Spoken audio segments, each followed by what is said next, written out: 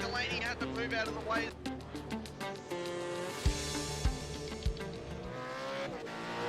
Good evening, sim racing fans, and welcome back to another season of Sim Racing World.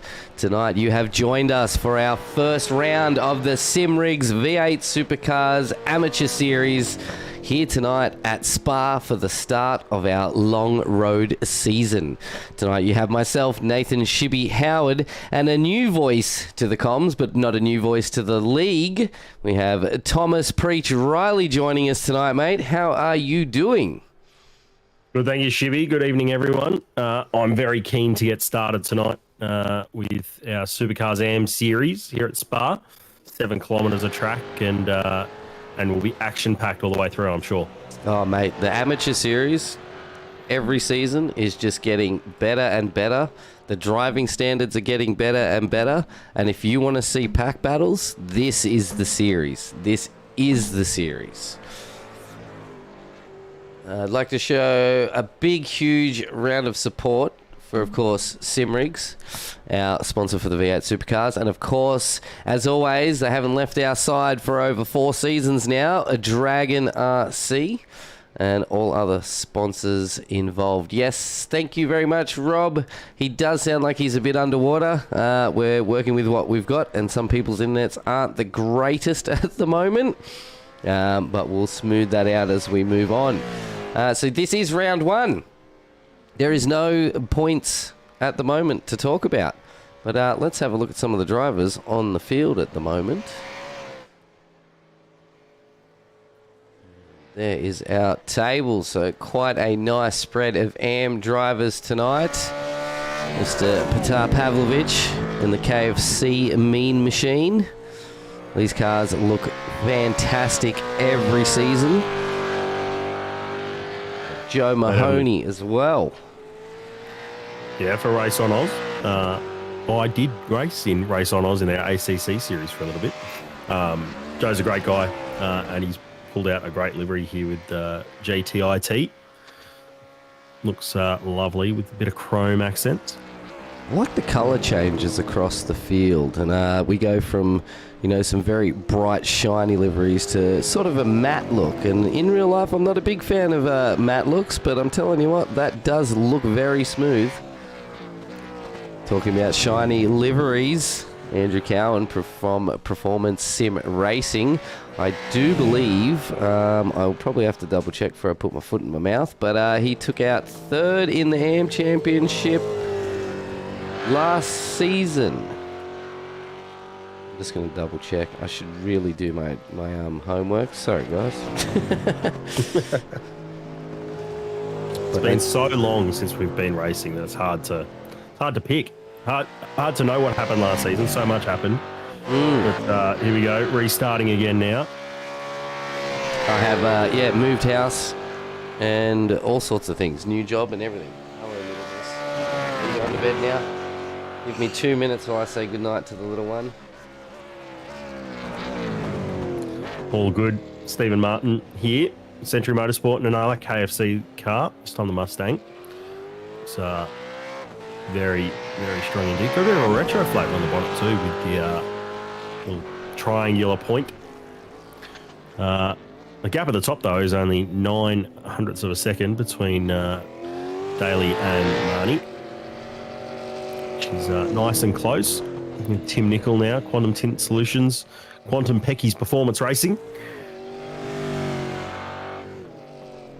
I'll get the best times up for you all. And I'd just also like to take the time to say a huge shout out to all our viewers. It's great to see you all back, even though I can't see you. But we thoroughly appreciate all the support for Sim Racing World TV.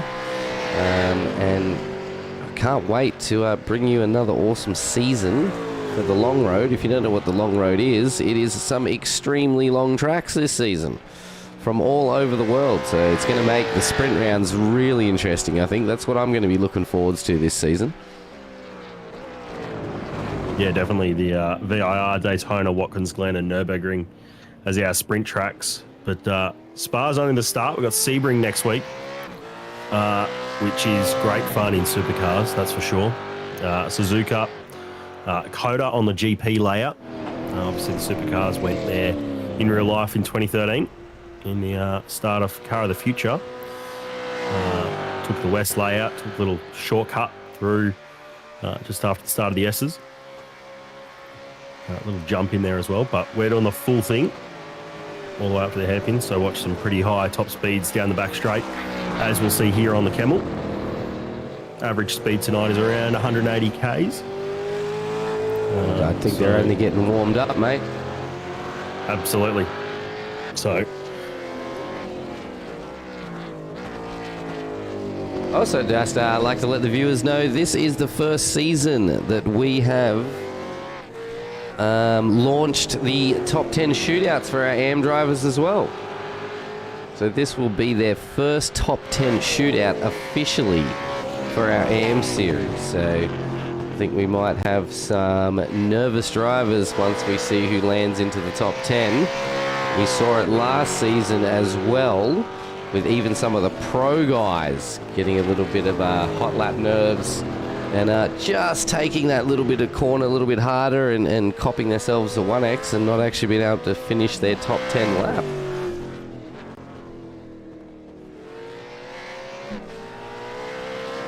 yeah, it's good to have the guys deal with a little bit of pressure, try and put out the best times they can. Track limits around Spa, from my memory, can be a bit difficult to comprehend up through Rouge and Radeon, but pretty much everywhere else it should be nice and clear. But you see here Dean Sinkovic on the run up to the bus stop chicane. Uses all the track on the left. Gets it nicely through the right-left sequence.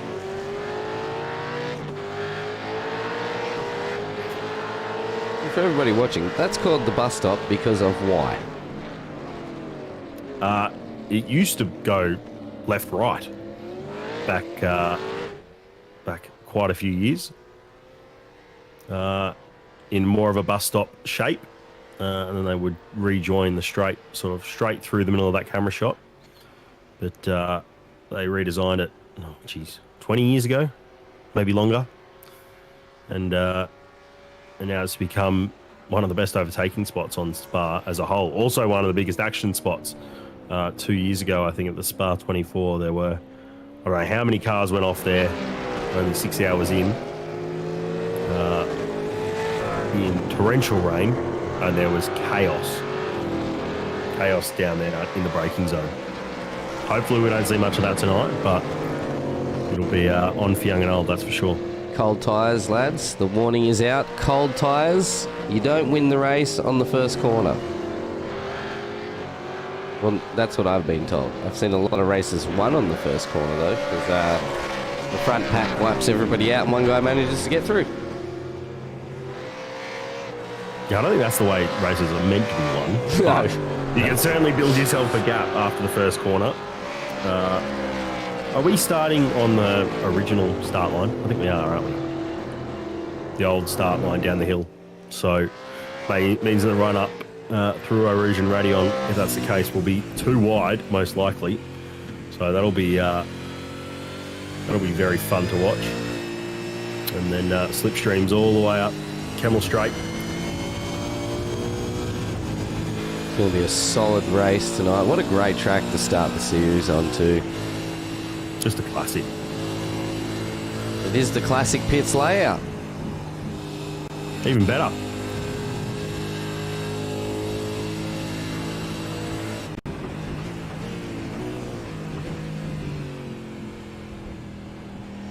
Get a bit of an onboard with Mr. Travis Daly, who in the practice session at the moment does have the fastest time.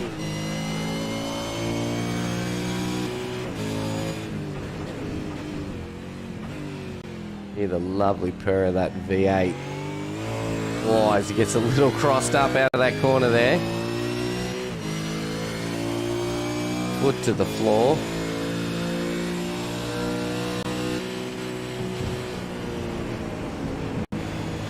Oh, That'll be track limits. yeah, that's not flat out through there in the V8. Not quite. you'd be pushing pretty hard to get there. But I was going to say, in the F3, you can pretty much pin that through there. So, different cars, though. Very different cars. I'm not much of a V8 supercar driver, and Mr. Sainted Lord will tell you all about that. We've had a few practice sessions together, and yes, I was getting quicker at staying on the track for longer periods of time. Not sure if I could actually finish the lap.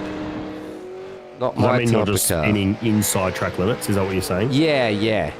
Definitely inside the track limits. Don't need to hit the grass to turn me around in the V8s. Great car to watch, though. Phenomenally love watching it. Scotty Rattler Van Loon has just come off and hit the wall as we switch to him from Whiskey Runners. Oh, we got Daniel Fritz in there as well. No, Scotty's not from, he's from Quanton Pecky, sorry. Saw Mr. Fritz in there as well. We got Callan Hodgkinson back for another season. It's turning out to be a good amount of people. Even looks like we got Mr. Pete Baxter jumping into the AMs as well. I thought Rob was getting out there in the AMs. What are you doing tonight, Rob? You spotting or you having a race, mate? Guys, also, we're always open for chat.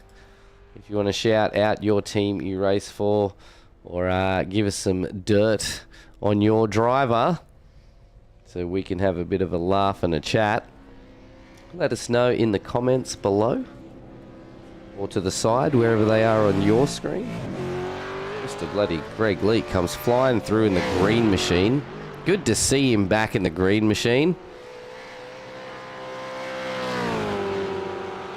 Oh, that is going to be interesting. I've never taken big notice to where that pit exit comes out to where it joins the track, especially when someone's moving full speed. And that will be the end of practice. You've been fighting a headache all day, Rob. That's no good, mate. Be back next week. Unlucky missing out on the first round, mate, but I'm sure you'll be there to support your teammates. So we are going into...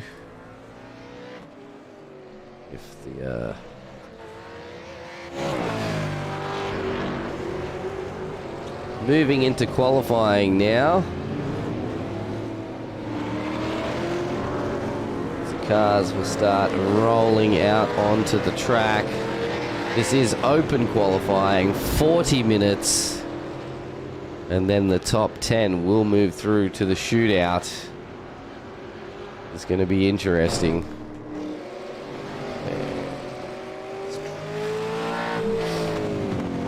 Why do I feel like I haven't done this in 3 weeks? Because you haven't?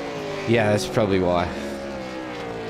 Feels like ages since we've been racing though. So it's good to be back. 40 minutes qualifying now. So lap time sort of sitting around the 2-minute 20 mark. There'll be heaps of time for them to get laps in, but the big thing will be looking after your tyres, making sure you've got enough fuel to really make the most of it. And with a long out lap, you really don't want to be wasting too much time spinning or having it off, getting some damage, falling out of pace. Just need to build yourself up in a rhythm, set a good banker, and then go from there. Try and make the most of the time that you can. The other thing the drivers will be looking out for here is a bit of slipstream, because you've got Kemmel Straight, which is a big gains with the slipstream, and then all the way up to Blanchemont and the bus stop.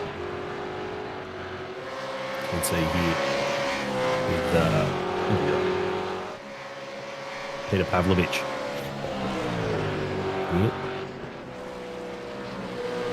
Following Joe Marnie nice and close.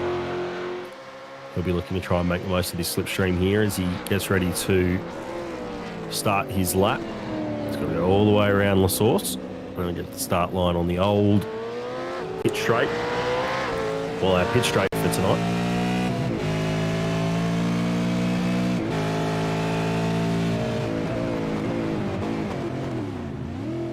Gains a lot under brakes there to start his lap. Some cases, you know, it's better to have that clean air so you're not trying to second guess what the guy in front of you is going to do.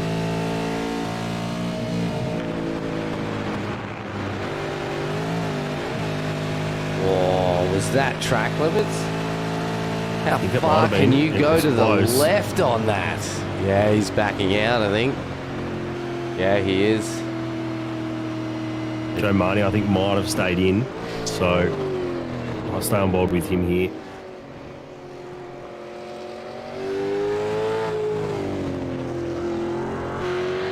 Makes the run down out of Malmedy, down to Bruxelles. Difficult to break here. Trail it in. Keep the car nice and close to the curb. Almost double apex it.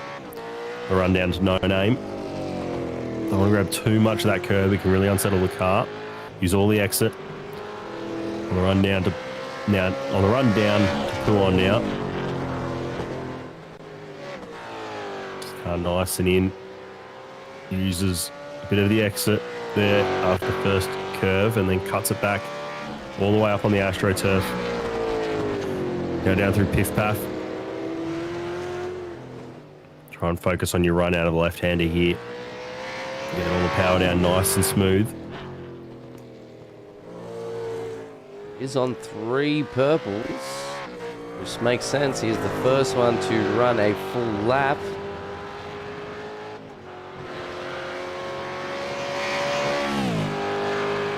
As you're just focusing on his gear shifts, making sure he doesn't over-rev the engine. Shift at the right time. Run through Blanchimont. Focus on hitting your marks here now for the bus stop. Only got one big braking zone to go. Nicely run through the bus stop there. You can really straighten the car on exit. Focus on using minimal steering inputs to get all the power down to the road. Now La Source, final corner of his lap. All the way over on the inside curb. Use that to rotate the car. Run it all the way out. Try and straight line as best you can down the hill. It's on a 2:21. Sorry, a 2:20.3. So he's just about 8 tenths or so away. He's just thrown away that lap though. On the exit off Radion. Yeah, with Pete Baxter now. Travis Daly was sat at 2:20 as well, but must have had an off track as his time did not count. Pete Baxter coming through now. 2:22.135, couple of seconds behind Mahoney. Scotty Rattler Van Loom as well coming through. 2:22.639, very similar time to Pete Baxter. But Brett Taylor is going to come over the line as well. He's would have been had an off track. Have an off track, that is true.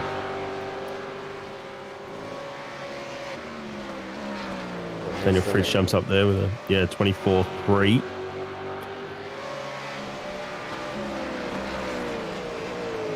Cowie's done a fastest second sector there, but hasn't crossed the line yet. Now he has.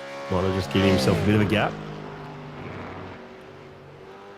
Again, it looks like a lot of these guys have pushed the track limits out on their first hot lap to see where they can put the car, because a few of these laps are not actually registering, which is saying that there's a chance that they've all had a 1X along the line somewhere. Bradley Wall coming round.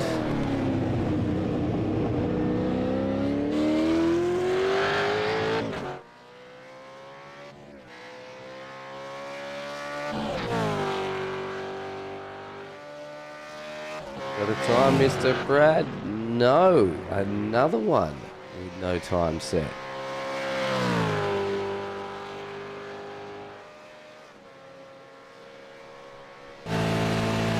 Wrong button. I told you I was going to do that.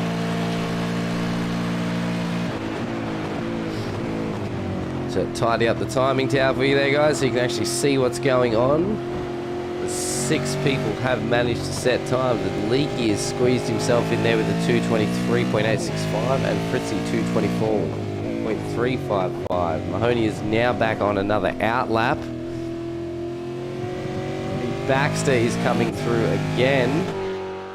Will his time improve? To 21.607. So it has improved a tiny little bit there. Not enough to move him into second place. Tim Nickel with a purple in there. Steven Sinkovic has just come through. No time recorded. Tim Nickel has jumped into second with a 2:20.880. Very, very close to Mahoney's time there. Two guys into the sub-20s right now. Cowie looking like he's out on a good lap.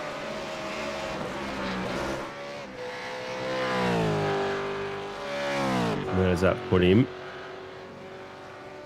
Into first, 2:20.12. It is getting hot up the top there. And we've still got half an hour to go. This quali session. Gee whiz. Steve Martin just jumped into sixth place with a 2:22.326. It's definitely going to be an interesting qualifying. We'll see how many guys get out there and get it done, because would you feel more comfortable running a super quick lap and then just leaving it at that, not practicing anymore? Or would you set a fast lap and then keep trying to push it more? I'd want to, first of all, get my banker in, get a clean lap in that's going to count, because with only, what have we got? Only 16 drivers in the field. There's the majority of people are going to run in the top 10 shootout where you can really try and push for one. But I'd focus on getting your lap in first and then just building slowly. And then hopefully by the end, you've got the confidence, tracks rub it up enough that you can really go for it at the end of this qualifying session. Head out in the last 10 minutes or so. Take a bit of fuel and try and improve the entire time. But for those who are happy just to, the cow, he's at a really quick lap. There's 4 seconds from first to 10th at the moment. So obviously that's going to drop, but he might be better off just pulling it back to pits, sitting for a bit, maybe look at his setup, see what he can change. And then maybe do an out lap and then practice the top 10 shootout lap.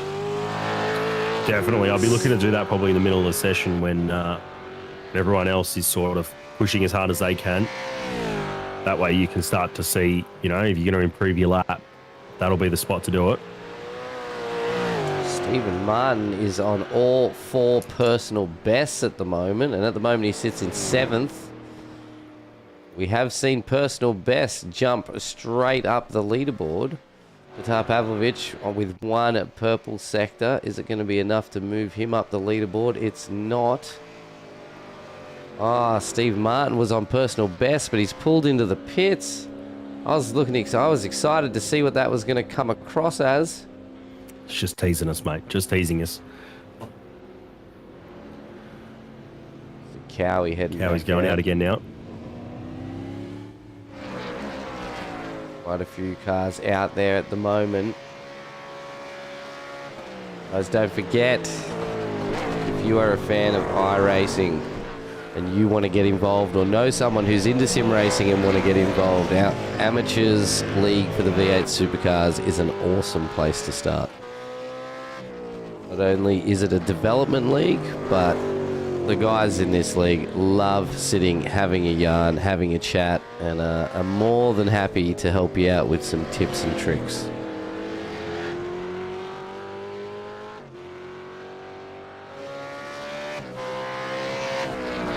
Oh, Mr. Bradley Wall, we missed that one. Bradley Wall from Team SRW Motorsports has jumped into third with a 2.20.877. So he outdid Tim Nickel by 0.03 of a second. super tight, isn't it? Oh, yeah. That's what I mean about the AM series. It is always such close racing across the field.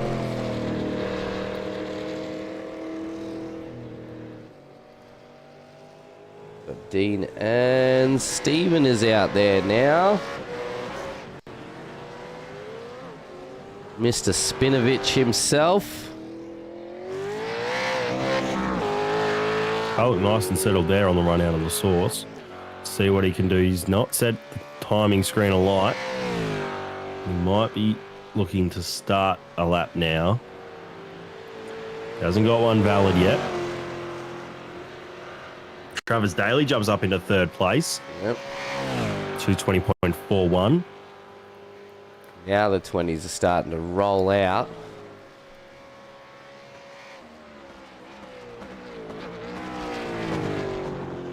Brett Taylor. That time count for him. Don't think it did. It was looking good. Stevens just had an off track there. Ah, Steve. On the exit Malmedy. At least he didn't spin. Good work, Steve. Keep it up, mate. He's also got, I think he's, I wonder if he realised he's got the wrong window banner on. Might have to let him know that. Essentially. Jump to his brother Dean, who has managed to set a 2:24.897. Still a few seconds off that pace. Both these boys did extremely well in the 86s last season, so I'm wondering if that bit of practice might roll off into the V8. Probably won't. Completely different car, even though they're rear-wheel drive.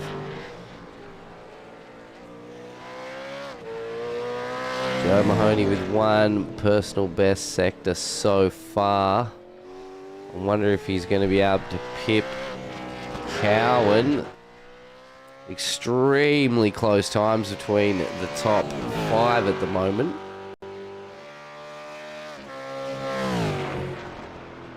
He does. Goes in the 19s. There we go. Holy smokes. Absolutely pushed that lap to get himself into the 19s. Now, that's what he wants to do. Now he needs to start practicing the top 10. Now, can you do that consistently after one out lap? Well, I think he did that on one out lap. So he's done that. That's a great time.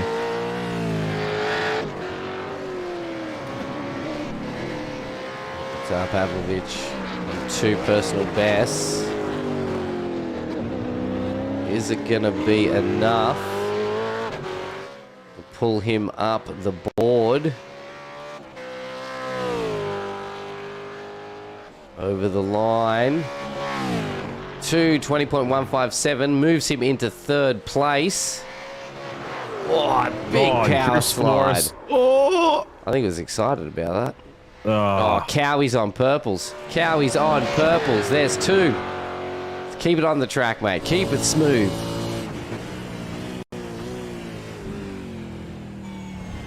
Right on the limit of braking there. Keeps it in 2nd gear. All the way out on the exit. It's looking good. He doesn't lock up here. All the way down to 1st. Gets car turning in nice and early. Throttle control. Really strong. I reckon this will be a mid-19 here. And it is first 6th place. It's the battle between Mahoney and Cowan tonight. Wow, oh wow. 2 people into the 19s now. I wonder how many more people are going to follow that up.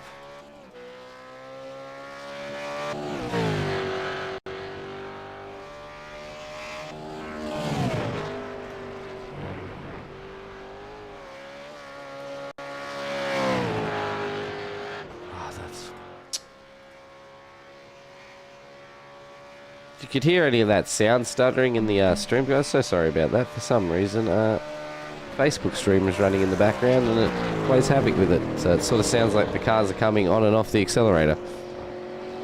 If you do hear anything during the broadcast or stream that might sound a little out of place, whether to do with sound or the way it looks, please feel free to let us know. If we can keep it looking crisp and clean and you guys enjoying the show, and of course enjoying watching your drivers race, that's what we're here to do. Fritzy with a 1 personal best. He totally miscalculated. Oh, no. Fritz, that's not what you're supposed to do, mate. Well, actually, if you'd kept going, it would have been awesome. He thought the race started next week.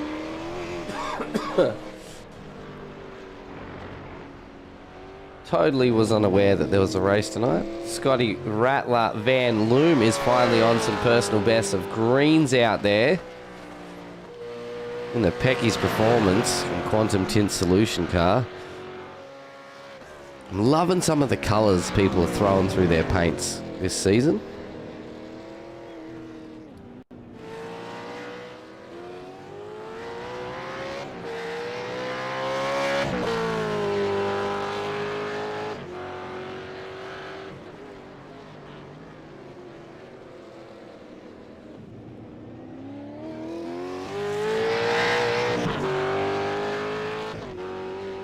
I think this might be an outlap for him, just looking at that pit time. But, or that lap time. 2:21.163, so... So no, it was a proper lap. Yeah.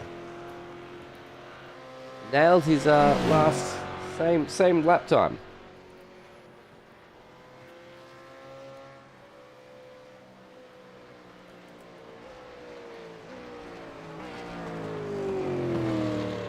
We got up there Steve Martin, KFC machine.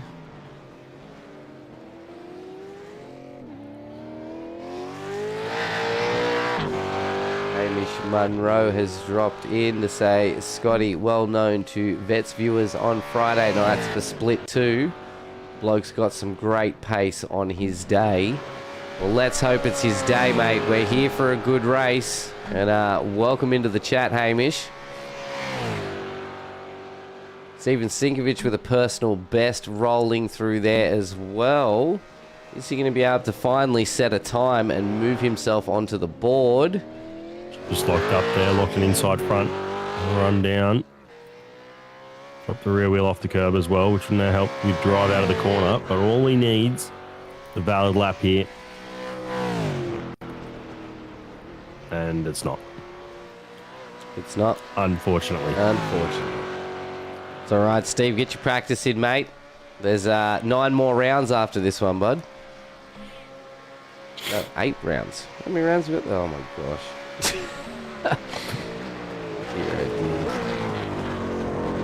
Nine rounds. 9 rounds, yeah. There's another 8 to go after this one. 8, yeah. There's still an hour of racing to go. So we've got 20 minutes of this, still a top 10 shooter, and then an hour of racing. Yeah, it's going to be pretty full on. I'm hanging for the top 10. Hanging for the top 10. I cannot wait to see the AMs finally get their crack at running the top 10.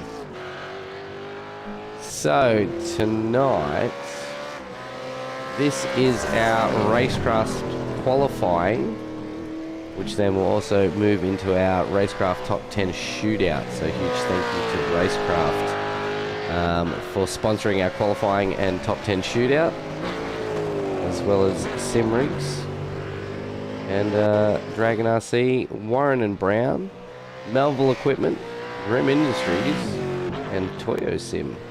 Plenty of great sponsors on board, guys, and we'd appreciate if you gave any one of them any of your support. We do know a lot of you guys get around with all those sponsors on your cars, which is fantastic to see.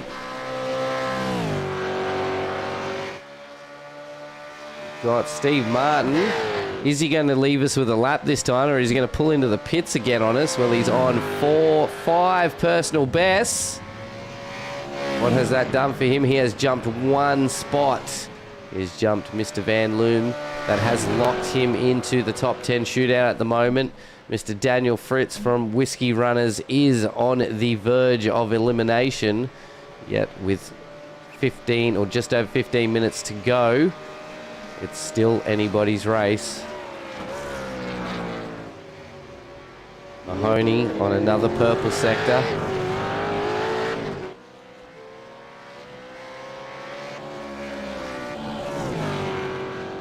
That's going to be good. Oh, I think he might have had a 1X. That did not register that or was time. he coming out of pits? That's the only other thing I can think of. We'll see. Well, he's just had an off track. Yeah, so. he definitely just had an off track. I saw him spin in the background there as we flicked to Dean, as Dean's on 2 personal bests as well. Come on, Dean, I want to see you get up there into the top 10, mate. As we will be moving on straight into our Racecraft top 10 shootout. First one of the season for our V8 amateurs, thanks to simrigs.com. Dean has squeezed into 12th. Still got some time. Bradley Waugh and Daniel Fritz are both running some personal bests in their times there. Tar Pavlovich with a actual session best. Oh, big slide from Brad. Nice catch. Oh, I think he should have kept his foot in that. I didn't feel like he lost too much time there. But I suppose every 10th counts. Definitely does, especially when you're looking at the fact that from 1st to 4th it's 8 tenths, and then from 5th down to 9th it's only 4.5 tenths the gap. So I definitely think the top 4 are probably safe. They can start focusing on their top 10 shootout runs, but when Daniel Fritz is 3.3 seconds off the lead, that puts him 1.8 seconds off Scotty Van Loon in P9. I think that 10th spot is definitely up for grabs. We haven't seen the best of all of our drivers yet, so... Still haven't seen Callan Hodgkinson jump out yet, and he is no slouch in the V8, so... Maybe he's just doing for the excitement, leaving it to the last minute. Jump in and does a top 10 and then gets into the top 10 and does the top 10 again. Yes, absolutely. Put it all on the table. Mr. Tim Nichols, personal best. And a purple sector as well. He's already in 7th place, so he's looking good for the top 10 shootout. Mr. Brett Taylor with 2 personal bests as well. Brett Taylor could be the one that might knock Daniel Fritz out of the top 10 at the moment. He is sitting right behind Tim on screen right now. It did look like he might have gone a little wide.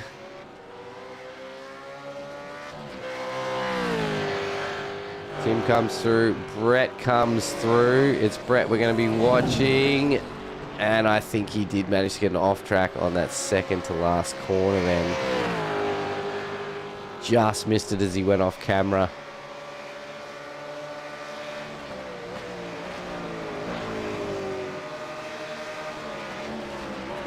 Yeah, so Tim Nichols' lap there was only about 200ths slower than his best lap. So he's matching his own time, but it's not enough for him to jump up. He's got to find 2 tenths to jump above Pete Baxter at the moment. That's a lot of time to try and find. But when you think about it, this is a 2 minute and 20 lap time of 7 kilometres. It's a long time around this track. That could be as much as just hitting a braking mark every corner. Or, you know, being a little bit more ambitious on the throttle coming up through Eau Rouge and Radion, and instantly you've already found 2 tenths on the run up Kemmel. So the margins are so tight. But around this big of a track, it's going to be the story for the season is, you know, you're going to get punished for making mistakes. And the gaps are going to always look bigger than they really should be. It's just because of the distance of the track. You know, if we looked at a qualifying session and there was, you know, 4 seconds from first to 13th around Sandown. That's a big margin. But around here, it's not quite as big. We had a hole on the slipstream for most of the lap. I would think in the race.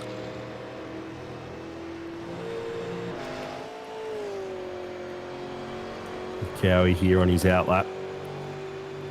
Just getting himself nice and ready for another push. Steven Sinkovic about to come across the line. I think that's also on an outlap.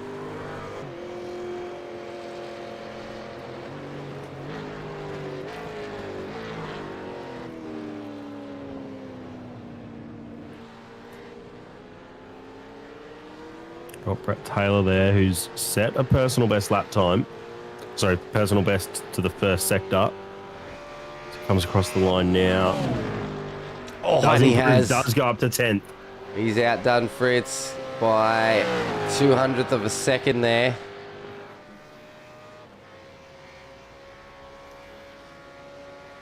And that has locked him in for the top 10 shootout at this moment with 10 minutes to go. Dean Sinkovic, car number 024.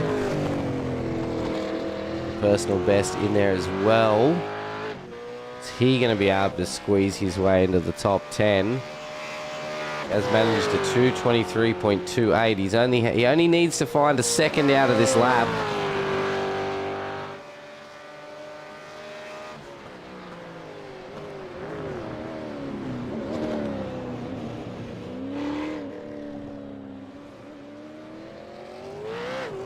Oh, a bit squirrely on the exit, heavy on the foot.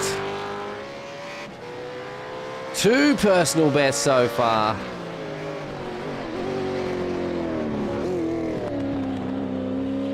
It's a really good La Source there. Nice and square on the exit. Got all the power to the ground. Easy's going to be enough to throw him up in the top 10. Not quite. Still in 12th. And the 8,000th off Brits though, so it's not far away. 10 minutes remaining. Stephen Martin set a... Mr. Sinkovic. Oh, and Stephen Martin. They're both on personal best. Stephen Martin, has he moved? See any movement from him. Still locked in at 9th place right now. Is this going to be a valid lap for Steven Sinkovic?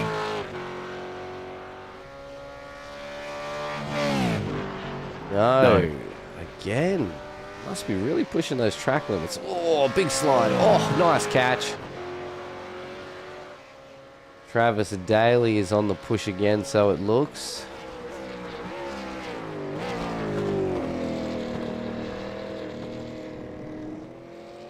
Cowie has, I think he's did what we were saying that he might do. Is he set a really good lap, and now he's just ducking in and out for 2 quick laps, and then pulling back into the pits, waiting. And his last lap was still his fastest though, 19.9. So he is finding in like micro, milliseconds of pace out there. Travis Daly comes across the line, still in 4th, but. Did improve. Better lap though for him. Yeah, did improve. A lot of orange sectors showing on the screen at the moment. It will be the greens and purples we need to keep an eye on now, especially from Daniel Fritz, Dean Sinkovic and Greg Leake.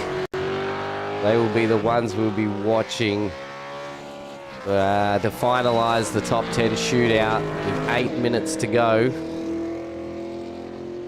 Just saw Petar Pavlovich there, just pinch the rears down into Bruxelles. A little bit aggressive on the brakes there. He's on his outlap though, so that'll be no harm, no foul. But he'll need to be careful of that on his next lap.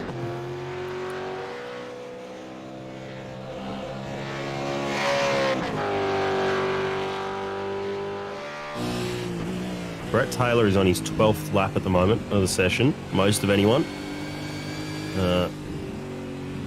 Who's on board with Peter Pavlovich still. He's on his 10th lap. So, fair difference in how many laps people have done. So I haven't seen Callum Hodgkinson set a lap yet. So No. Tim Nichols got some greens there for us. 23 machine, currently sitting in 8th place.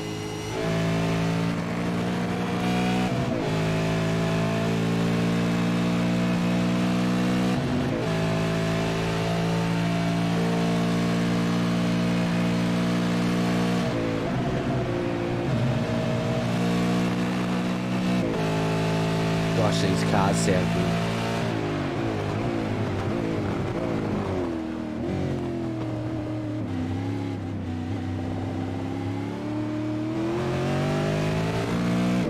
Nice and smooth through there. 3 personal best. This could be a good lap here. As long as he gets it pulled up just about on the right spot at the source. It's a nice straight exit. Comes across the line now. Does he improve? He does. Jumps up to 4th place. From 8th to 4th, just like that. What a screamer of a lap. That's now put our top 7 in the sub 220s, top 8. So shows how close the AM series are together. Just under 6 minutes to go. It's him going again. I think he's going to go again. He's going to push for another lap.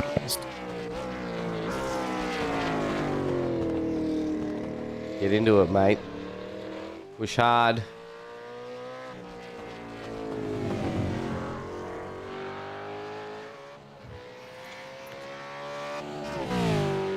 Was that 4 thousandths? 4 milliseconds between Pavlovich and Nickel here. So he's looking to try and get himself into that provisional P3 before we go to the shootout. Lock himself in there for now.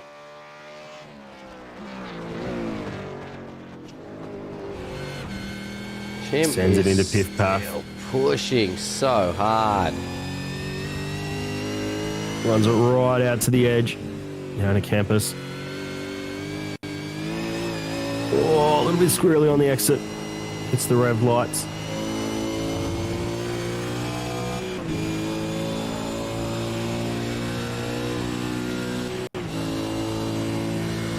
Right up to Bonchmod now. Much as he found the throttle.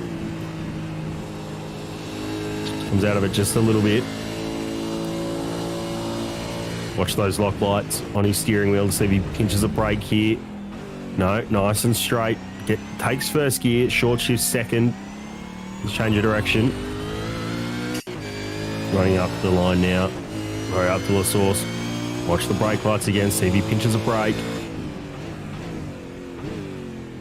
Little tiny bit of locking there. Nice and in. Gets the car nice and straight. Short shift second. It's going to be a good lap. Might find him that little bit short of a 10th that he needs. Did not improve to 20.440, but still astounding 2 laps. He still hasn't managed to get himself on the board yet. Surely. Brett Taylor with another personal best. 2:22. Did not even on the exit.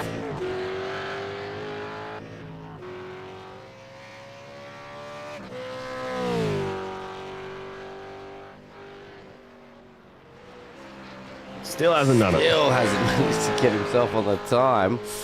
Fritz has got a personal best in there. Can he knock Brett Taylor off here to land himself in the top 10 shootout? No time I think he had it off track too.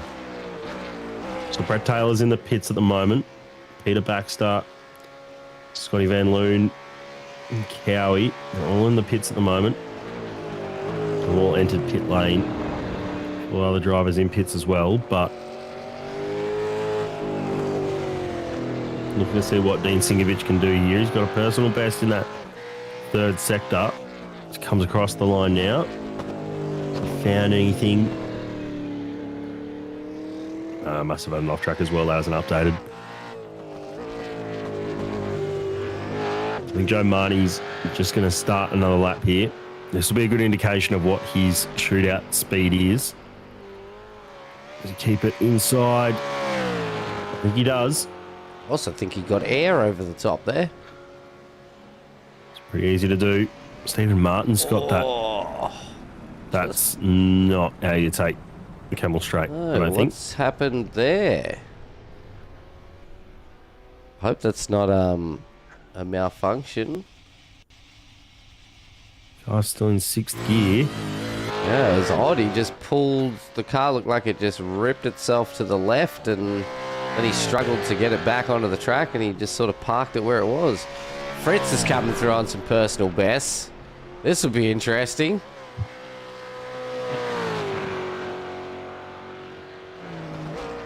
Keep an eye on Fritz's times. Another green. He might be in the contention to knock Brett Taylor out of the top 10 shootout. That's not Fritz. That one is. Oh, it just took a little bit too much curb on that right-hander at the bus stop there. Car got a little bit unsettled. Had to wait for the car to settle before he could turn it back to the left. Hopefully that hasn't impacted his time too much. Nice and square on the brakes. Trail it in. He's run very deep. He's got time. I don't know if he does. He did spin the tyres. Steven Stephen's has done got a time. He's set himself a time, and what's Fritzy done? He's done it! He's got himself back into the top 10 with a 2.21802. So, what a battle that's been for the final spot. This is going to be the last lap too, so unless Brett Taylor's out there, which he's not, this at the moment will be your locked in top 10 shootout drivers from 1st to 10th. Well done to Mr. Steven Sinkovich for getting himself an actual time set.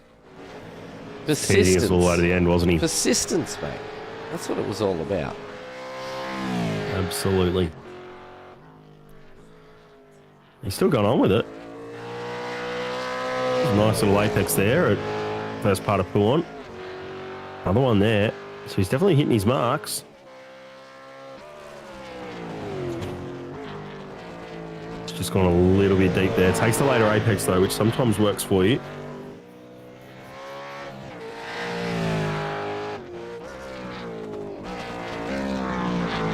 Just a little bit taily there. There's all the exit. Stephen Martin here though. He's on a lap though. This will be the last lap as the checkered flags have been waved. It's nice little sauce.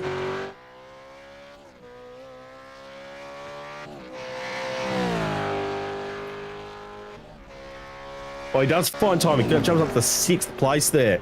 220.530. Now we're going to pit them all against each other in a top 10 shootout. Some solid times there across the field.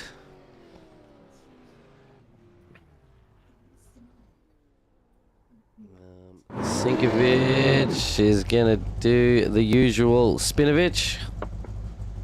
And Tim Nicol, he's just parked on the side. And that will be the end of racecraft qualifying. And your racecraft fastest lap tonight is Mr. Andrew Cowan. With a 2:19.62. Screamer of a lap. And we will be moving into the top 10 shootout. This is going to be exciting. I love a good top 10 shootout. And I love the fact that the AMs get their own top 10 this season. I think the lads out there are thoroughly going to enjoy it.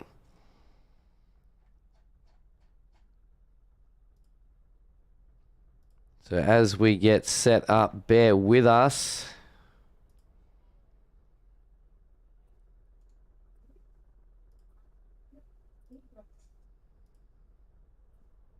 Just run through your top 10. We'll do it in reverse order so you know who's coming out first. So Daniel Fritz got himself in on a 21.8. So he'll be the first one out.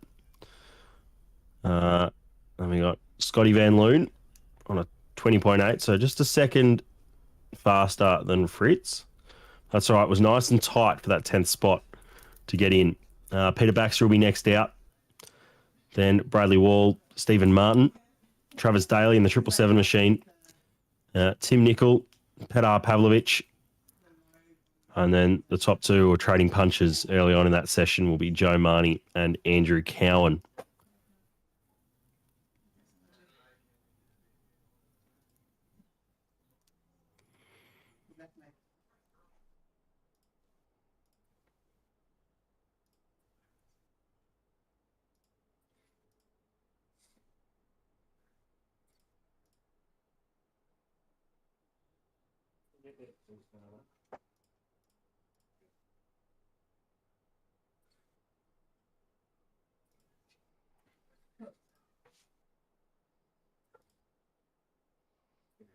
All right, we are going to jump to a quick intermission as we throw over to the top 10 shootout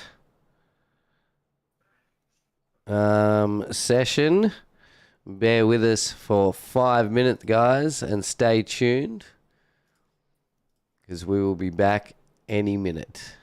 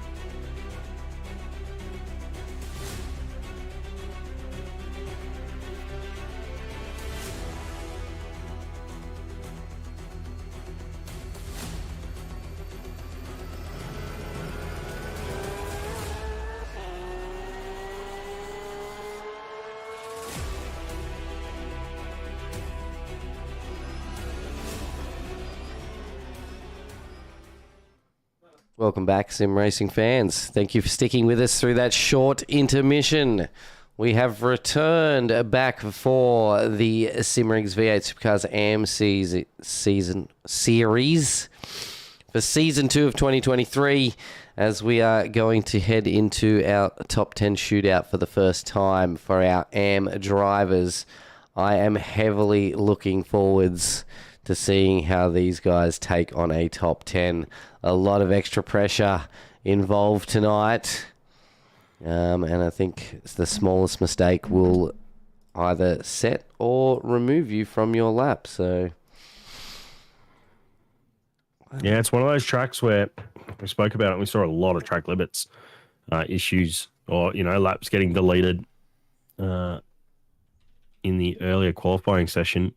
So the question is, do you push as hard as you can, knowing that you're in the top 10, and the worst you can do is 10th? Or do you pull it back just a little bit and hope that other people are doing the opposite and are pushing hard, and you might be able to jump yourself up a few spots there by just being in it to win it? As we said before, Daniel Fritz is our first car out. He'll be out very shortly. They are in the briefing room at the moment. So they will be getting the brief through from our race director tonight, Tyson McAvoy, to make sure they are all aware of how the top 10 works, as this will be most of theirs first attempt at running one with us. So I'm sure there's some nerves going on in the briefing room.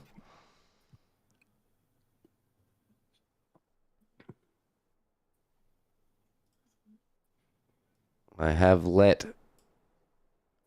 our race stewards know that we are ready whenever they are to send Mr. Fritz out on his out lap. Must be said, big thank you to the stewards and all the volunteers who are all the people who put their hands up to help out with running SLW series across all 5 of our nights. Of course, tonight is our Supercars AM series, and then tomorrow night it's the double header of TCRs and Formula 3s. Formula 3s picked up big time last season, was mega as the series went on. Battles all throughout the field.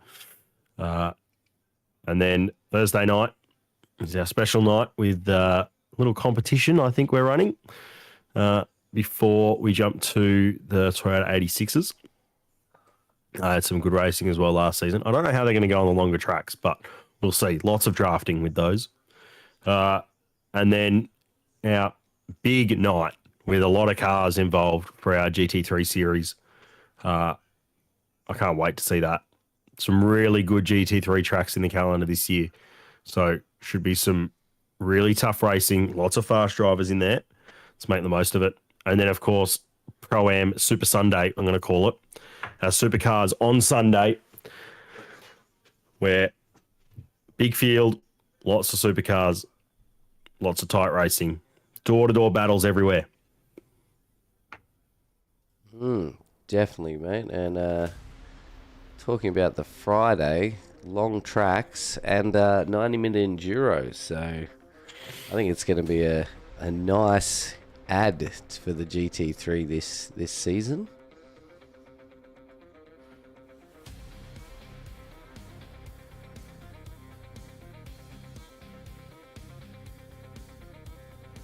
Oh. Definitely, the 90-minute enduros are always tight on whether you do, one stop or two. Oh, sorry, 2 stops or 3. 2 stops are normally pretty safe, but that's neither here nor there now, because we've got Daniel Fritz on his out lap now, warming himself up, getting ready to go. Making sure the tyres are all good, make sure the brakes are ready to go. Come up pretty quick in our racing. But yeah, definitely need to make sure that everything's good to go. All your hardware's as you like it, ready for quali. Hopefully nothing's changed in the jump to this server. Of course, by the way, iRacing works with its server and qualifying setup. We do have to run 3 servers on a night, so that's why you might have had a bit of an intermission there as we jump between different hosted sessions on the platform. But of course, if you are on the platform and you're looking for some racing in GT3s or Supercars or F3s or your TCRs, or even your 86s, definitely jump on board with SRW. There should be a link in the in the description of this video with how to join. Or go to, I think it's simracingworld.com. Is that correct? www.simracingworld.com.au. It's in the chat now if you want to get involved. Oh, don't worry, I've just doubled the A. Remove one of the A's and that link will work for you. Yes, simracingworld.com.au. Register as a driver, absolutely free. Some series do cost. They start from $5 up to $10 to help keep these beautiful broadcasts running every week. Here we go. Daniel Fritz coming up to La Source to start his lap here. Got in on a 21.8. So he goes. Starts the car out of La Source in second gear. Gets it into fourth, fifth now on the run down to La Source. Sorry, to Origin Radion. There's a lot of the inside curb. Gets the car across, definitely within track limits there, and on the exit. His car pinned in fifth gear. Trying to minimise as much track as he can use here. Get the car across to the left. Sixth gear. Watch the brake lights as he brakes here. Down to third. Not a hint of locking. Across both inside curbs. Doesn't get the car all the way to the left, but certainly makes that work for his run down here into Bruxelles.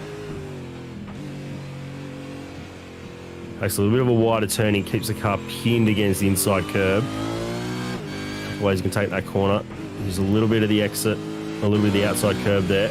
Run through no name. Fourth gear now. Into fifth. And fourth for the run through Puon. All the way across the left.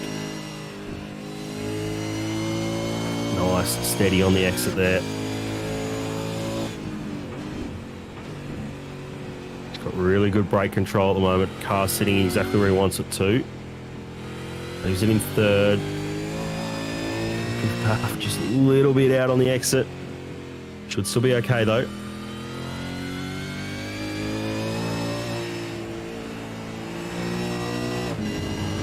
Nice. Now on the run up to Blanchimont. Car across the right.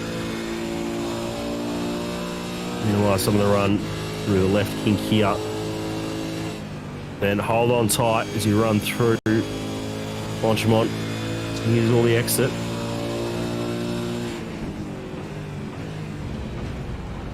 Nice and steady on the brakes. Second gear, we've seen some people use first and then short shift second. He keeps it in second and he's looped it. And that'll be his lap. Done and dusted there. He'll be really disappointed with that. He'll push on though. Might have a loss of control though, so this lap might not stand at all. But came in 10th. Worst he can do now is 10th. So I suppose it's not all bad in the end. Would have been a good lap time too. It's really nice and controlled all the way through that lap. Lap does stand, but it's 27.7. So the lap standing is good though. That's exactly what he needs.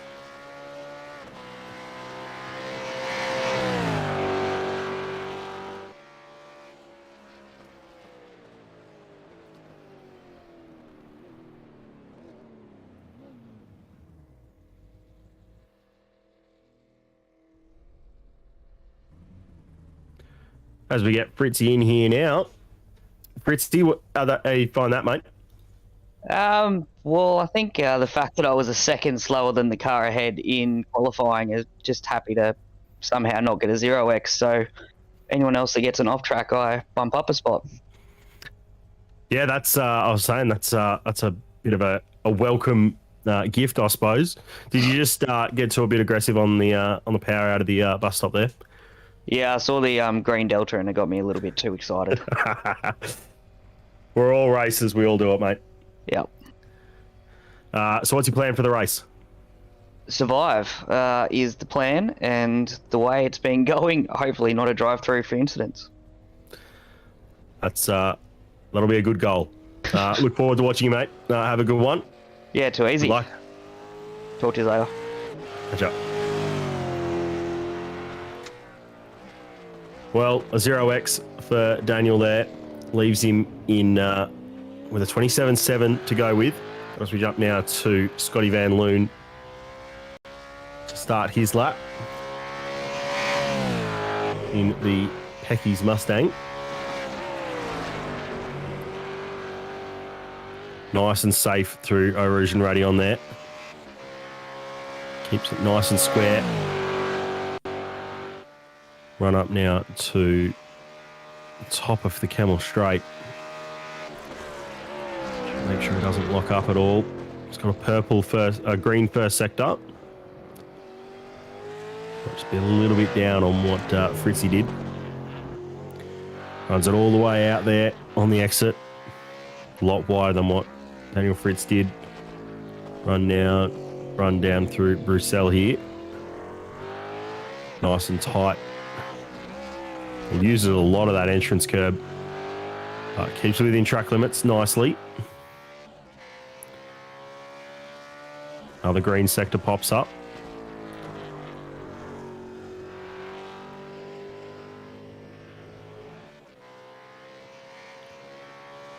It seems to be using a little bit more exit than what we saw Daniel Fritz used. But at the moment, it's not really... Hasn't popped up with a purple sector yet. Oh, might just be a little bit deep through the second part of Piff Paff there. Run down through Campus. Oh, he's a bit wide. And I think... Is that an off-track? I think it might be. Just missed the apex there. Through Campus, but pushing on still. It's a 0x. He's looking like a good lap time. Blanchemont. Nice and controlled. Make sure he hits his marks here. Nice and on the brakes. Use a little bit of that inside curb. Keeps the car under control. Coming out of that corner, nice and square. You get a purple third sector. He's got a green fourth sector there. Of course, he hasn't set a lap in this session yet, so that will stand. Brings the car across nice and early. Not sure if that's the fastest way through there, but gets the car to start pointing towards the apex. Use the inside curb to rotate the car.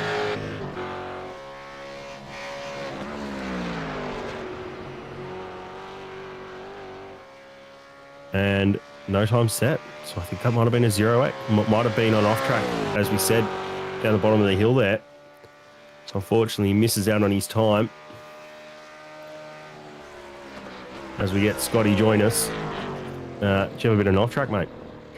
Yeah, I went a little bit too deep into, I think, turn 13. Yeah, Campus at the bottom of the hill. Yeah. Just missed the braking mark. Or... I just try to hold it and, yeah, you get that.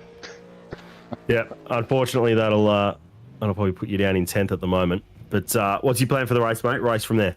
From 10th, always love a challenge. I don't know, try and save some fuel, try and get a couple of places if I can, just try and keep clean. Yep, that's probably the right way to look about it. That's it. The car fast, though? Car feels good? It feels pretty good. I actually come in the Mustang. I don't usually drive the Mustang. I did it by mistake. I usually drive the Commodore, so... Good on you, you're a Holden man. Then, eh? Absolutely, red through and through, and I'm bloody driving a Mustang. Anyway. We'll sometimes we have to be unfortunate. Sometimes it has to be unfortunate. But exactly. Go well tonight, mate. Good on you. Thanks, mate.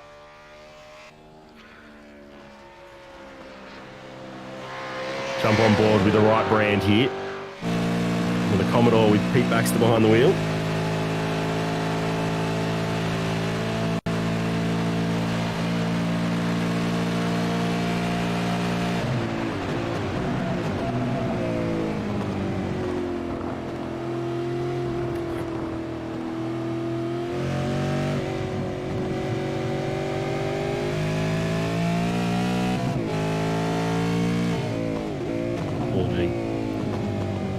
Got the rundown here with Pete. Got purple first sector. It was looking good to eclipse the time that Fritzy set.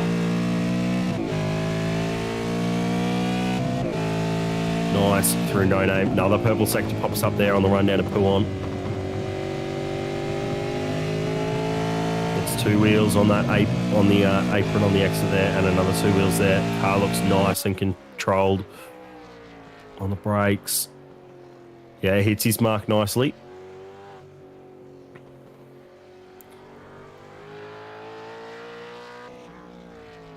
Green middle sector, or sector 3 there.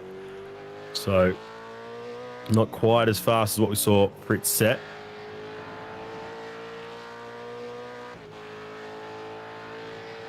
Out through the curb for Paul Frere. Blanchimont here. With a bit of brake just to get the car turned in. Yeah, nice on the exit there. Up to the bus stop chicane. Oh, and he's locked the rear, and he's spun all the way to the left. That is, that's really unfortunate. That'll be his lap done. Ouch. Do you think you mind if I got a replay of that? Go for it. Absolutely go for it. Ouch. It was looking so good then too. On board. What's happened? Yeah, he's compression locked. Shoved a gear when it wasn't ready for it. These V8s are so good at doing that. That really sucks. Unlucky Pete. It's looking like a great lap. It could be nerves. It could be nerves for these AM drivers for their first time running a top 10. So Just going to send it back to the pits. Pete, mate. Well, that happens, eh? Just come down the gears a bit too quick. It was a good lap, I think, until then. It was looking really nice, mate. Like really smooth, good car control. And then from our view, it wasn't too sure what actually happened until we got it on board. And yeah, saw you downshift a little too soon and compression lock up and Pretty into much, the yeah. wall. Yep, and that's the one corner that, out of all of the practice that I've been trying to actually work on getting the downshifts sort of timed right, a little bit later, and sometimes that happens. So qualifying's my weakest point, and that's life. You feel the pressure of the top 10 tonight, mate? No, I was pretty comfortable actually all the way around the track. I just downshifted a bit too quick, so I'll try to take the pressure away from the qualifying. Just try to do a lap and get around and set a time, but obviously not to be. Oh, well, mate, it is racing, as you said, and these things do happen. You still have a 60-minute race ahead of you, mate, so good luck with that tonight. Thanks, boys. Have a good call. Cheers. Go well, mate. Right, on board with Mr. Bradley Wall from Team SRW Motorsports. Can we get a second driver to get a time on that board for our top 10 tonight? Tell you what, Fritzy's going to be sitting there pretty happy, I reckon. He's going to be smiling slowly in the corner of his mouth, slowly turning up with a bit more of a smile. Well, After his little spin, he's managed to get away with one. And he fought his way into this top 10. It was a battle for 10th place. So at this moment, he is sitting in first. Well, they say provisional not be 10th. pole. Yeah, provisional pole. That's the one. He'll hold on to that for a while. Bradley Wall, though, out on 3 best sectors. We have seen this in the top 10s, especially in the top 10s. Someone get all best sectors and knock provisional pole off the high horse.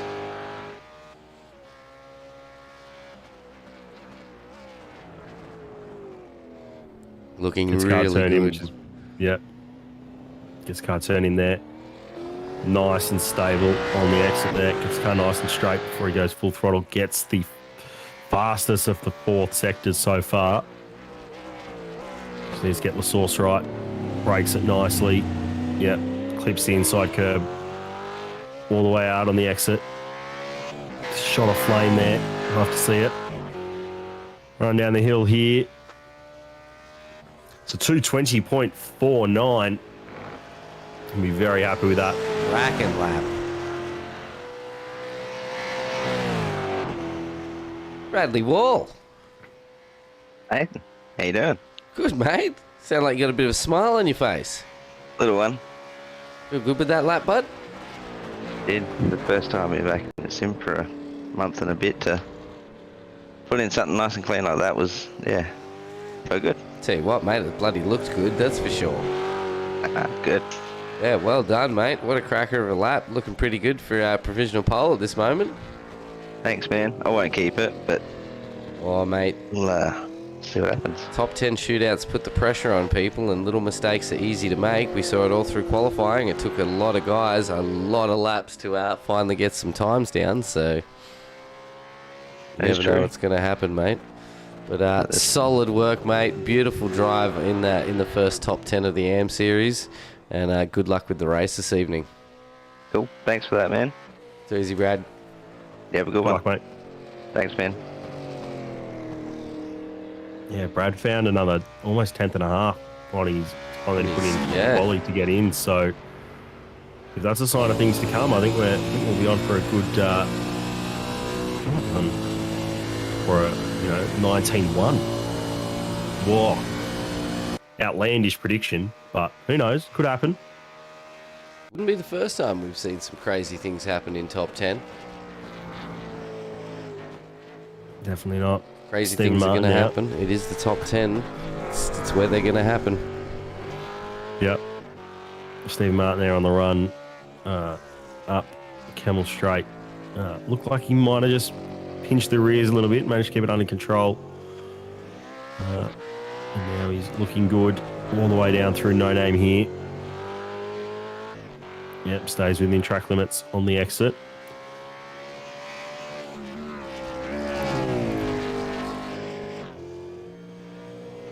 No purple sectors as of yet. It's nice and composed. Car looks like a dream to drive at the moment. He's turning in. He's hitting his apexes really nicely. Little dab of brakes there. Run through the left hand up. Did he just get a little bit squirrely? Yeah, it looked like he got a little bit sideways there. Just as it dropped behind the banner.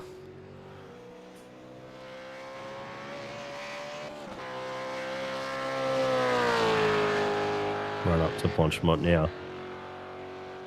See how he goes. Car across. Dab of brakes to bring some speed off. Looks like the rear just slid a little bit on turn in. It's okay though, kept it within track limits. Runs a little bit wider than what we've seen everyone to straighten up that braking zone nicely. All the way across, leaves a car's width or so on the right-hand side of the car. Nice and straight through there. Still no purple sectors. Nice straight line braking into La Source. Nicely tucks it in. Doesn't use all the exit, but just enough. Get grip under those rear tyres to put the power down. Right up to the line now. Does he find anything? Does a 21-1. Drops him into second place. So that's 6/10 off what Bradley Wall did. So Brad will be happy at the moment. But, Steve, what do you reckon, mate? How'd that go? Yeah, not too bad. Yeah, I don't know. Just haven't done a lot of sim stuff lately, so just tried to put together something that was quick but not too adventurous for where I'm at right now. So yeah, happy enough with that. Yeah, nice. What's your plan moving forwards throughout the race? Just keep it nice and straight and see what happens? Yeah, I think just stay away from drama and just try and keep it smart and see where we finish off. Just play to the averages. I don't think we'll be the fastest car out there, but if we've got no damage and make some good called times, try just be in the mix somewhere.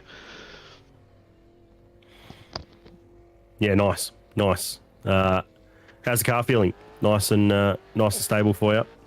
Yeah, I think not too bad. As I said, I haven't really done too much on the sim lately, so lacking a bit of practice. But yeah, just something that's not too adventurous in the setup. Maybe a little safe in some ways, but safe means it's not in the fence, so that'll do.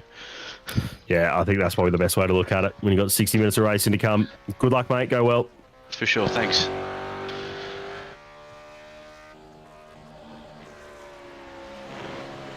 Travis Daly of Performance Sim Racing has just started his lap.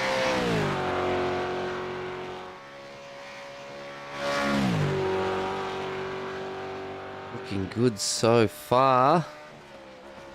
Already clocked out a purple sector.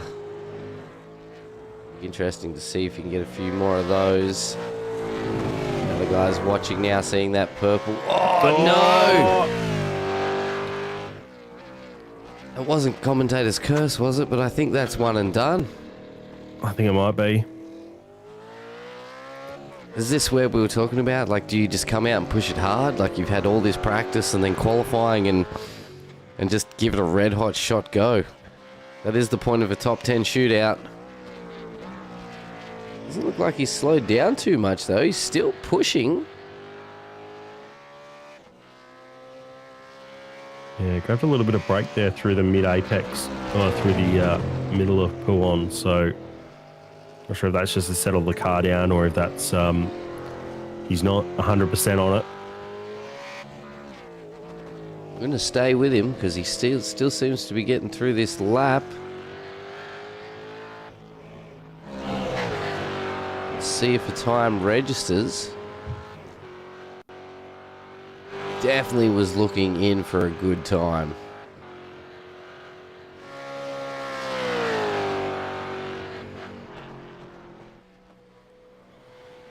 It's taking a lot of that curb through Blanchemont.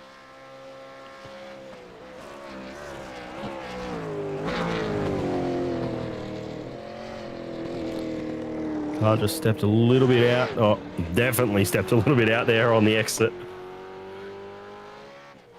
Nice big licorice straps there. Yeah, it comes very narrow through there. That tucks it in nicely. Yeah, it's really aggressive on the throttle. Runs down the hill now. Has he done a valid lap? He has. It was valid. Wow, with a big kick up and slide, he still managed to lock in at 2 minute 20.672. So that was phenomenal. That was right there. Travis? I know. No, that was phenomenal. We thought that when you spat it, that was it. We thought that was the 1X. It was one and done, and lap was over. Mate, that was still extremely quick. Well done. Yeah, it felt pretty good, but yeah, just a couple of corners there. That when I came around a corner, I just caught a little bit too much curve, and it unsettled the car, and then I spun the wheels. And, oh well. Well, mate, if you can do that in the top 10 and still manage to, at the moment, hold out a second place, I'm looking forward to see what you can do in the race. Oh, fingers crossed. Fingers crossed, mate. I've got my toes crossed for you as well, buddy. Good luck. And enjoy the first round of Season 2, mate. Cheers for that. Thank you.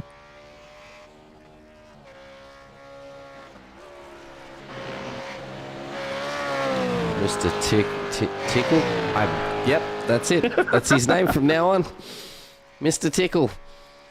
Tim Nickel from Quantum Pecky's Performance Racing is now on to his top 10 shootout lap. These AM drivers have been absolutely giving it their all this evening. Oh, as we see again, just pushing the limits of the track. And you could see the rear, it was the right rear of that ZB Commodore. Just getting a little unsettled there. There it is on the grass, and as soon as that grass hits, left wheel gets all the traction and she will spit you. That is not a fun time. Is it the pressure of the top 10? Is it these guys not having enough practice at this track? Is it just the V8 Supercar being a real pain to be able to drive? Could be all three, to be honest. Can I go option D, all of the above? Yeah. All of the above. These cars are a handful. Huge kudos to anybody who can get out there and actually set a lap time in them. I am not one of those people. I'm also not one of those people. Crazily enough. You probably have a better chance at me, as Tim Nichols taking a bit of this time to throw a bit of an expression session out there and slide the car around and just get his sponsors shown off a bit. Maybe he's getting the feel of the car a little more by throwing it around like this and sort of seeing what it does. But, when he's worn the rear tyres out of it. Yeah. Let's get him down here.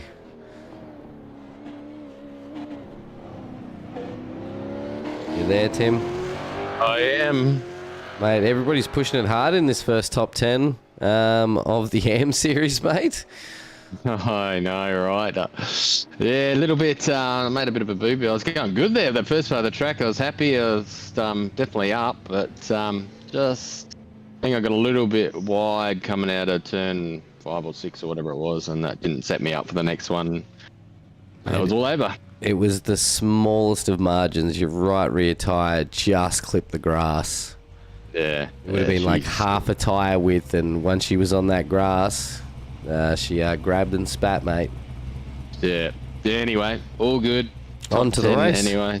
Yeah. How'd you? Good first top 10 for the AMs. Yeah.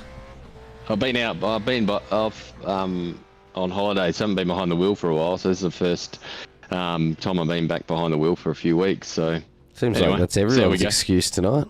That's what happens when you go sailing around the South Pacific. Oh, mate, don't rub it in. Don't rub it in. Yeah, don't. We're all jealous now. We're all jealous. All good. Well, no, good we'll just have to look luck. forward to the race. Yes. Get out all there good. and enjoy, mate. Always a pleasure seeing you out there. So, good luck, and let's hope we talk to you in the broadcast booth afterwards. See how we go, eh? Keep it clean, as they say. No worries. Thanks, guys. Catch you, mate.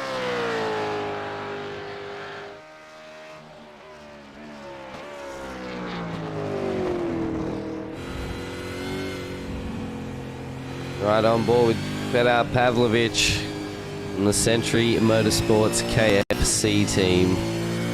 And KFC and it's that bloody corner. The sauce. Just sound way too bloody good this evening. I did eat when I got home, but as the night goes on and I keep hearing La Sauce, now KFC, I'm like, man, I could go some KFC with hot sauce right now. Good bit of aioli for me. Aioli does go good. What's your favourite thing you guys like to eat on your KFC? Let us know in the comments.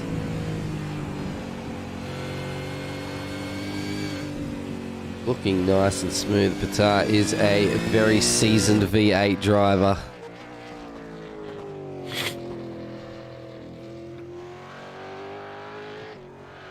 Looking really nice so far. I wish I knew all the corners like my awesome co-host here, but not going to happen.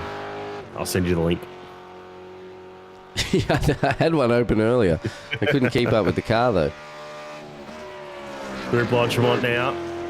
Car looks nice and controlled. Doesn't use anywhere near as much of the Exodus we've seen some of the other drivers do, but that might just be to keep the car nice and straight. Nice and heavy on the brakes. Just misses that sausage curb on the inside of both the right and left handers of the bus stop. Now the run up to La Source, final corner of his lap. Seems weird saying La Source is the final corner, but we push on. Oh, he's about 2 car widths away from where he needs to be there. Hopefully that hasn't sacrificed too much time. He's on full personal best. That is a complete personal best overall. Into third, 221.045. Good lap.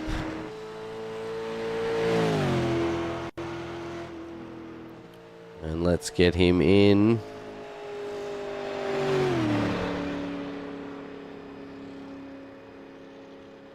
You talking, Thomas? Hello. Up, you're back. How'd you go, mate? What do you think? Mr. Pavlovich. Oh. Hello, mate. Sorry, it's loud in the car. How'd you find that, mate? It was pretty good. Just tried to make sure I just had a nice clean lap with no off tracks, because it's pretty easy to run wide around here. Yeah, we've seen it already, mate. There's been a lot of cars who haven't set a lap yet, but nicely done. Slotted into provisional P3 at the moment. What's your plans for the race, mate? Just try and survive, I guess, and see where we are in the last 15 minutes. You reckon you got the car underneath you to push for it? Yeah, for sure. We'll see how we go, though. It'll be the off tracks that are going to kill me. I think that's going to be for everyone. So keep those under control, and you'll do all right, mate. Go well. Good luck. Thank you. And here we go, the last two runners now. Joe Mahoney here. Race on Oz 216. Oh no, what's his number? It's not 216. That's another driver. 36. 36 car. He runs up the Camel Straight here. Up to Lacoum. Car looks nice and settled. Yeah, good change of direction. To Malmedy.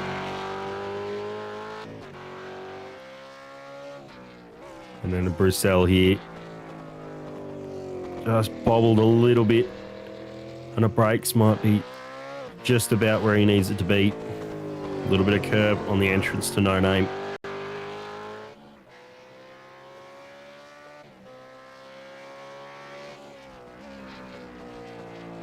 Purple second sector there. He's on a good lap.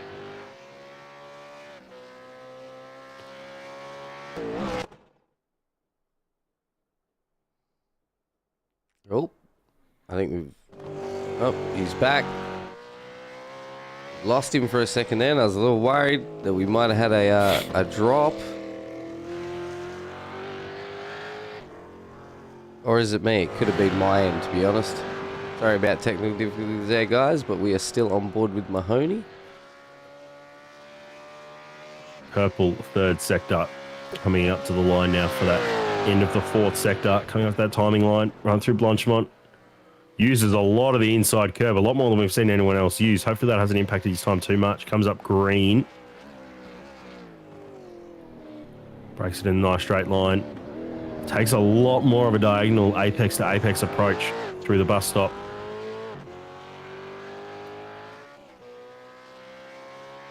Let's see what this does to him.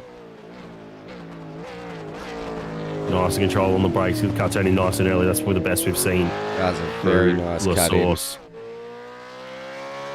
Cuts nice and early down to the bottom white line. This is going to be a quick time. Shorten it.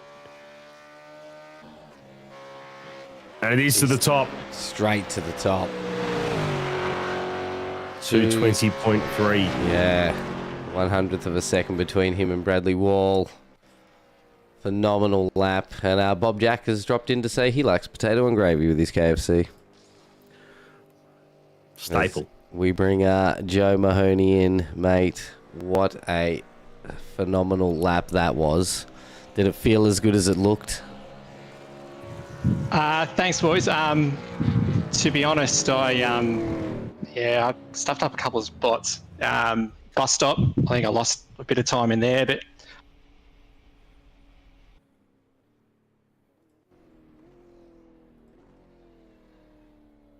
You there, Joe?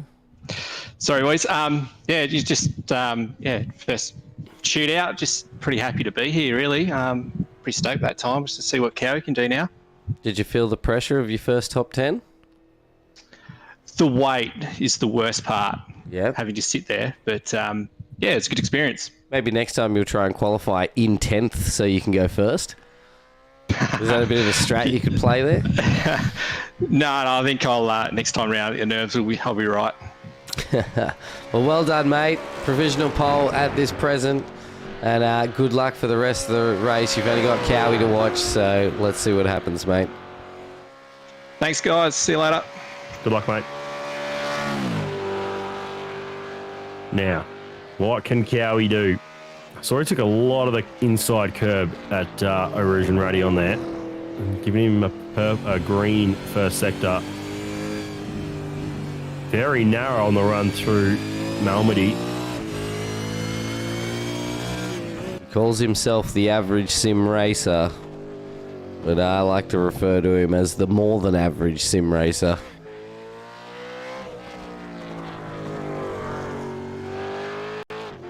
Oh! That was a nice Runs slide. right out on the exit, yeah. It worked for him. He's got purple second sector. Here we go. Did not look like he lost time with that. Car looks gripped up. Using all the track he can right now. He pulls it up here. Yep. Change of direction's nice. Runs it out on the exit. This is looking good. Another purple sector. What are we going to see here? It runs it right out. Uses all of the track. He can't go any further than that before getting it off track. Definitely won't be looking for an off track at this moment. He'll be wanting to solidify his pole position after taking out first place in the racecraft qualifying and the racecraft fastest lap. Oh, and the green fourth sector. Car turning very nice. Straightens it up in the mid corner. Looks very grippy. Accelerator, yeah, very nice out of there. No wheel spin, just gone.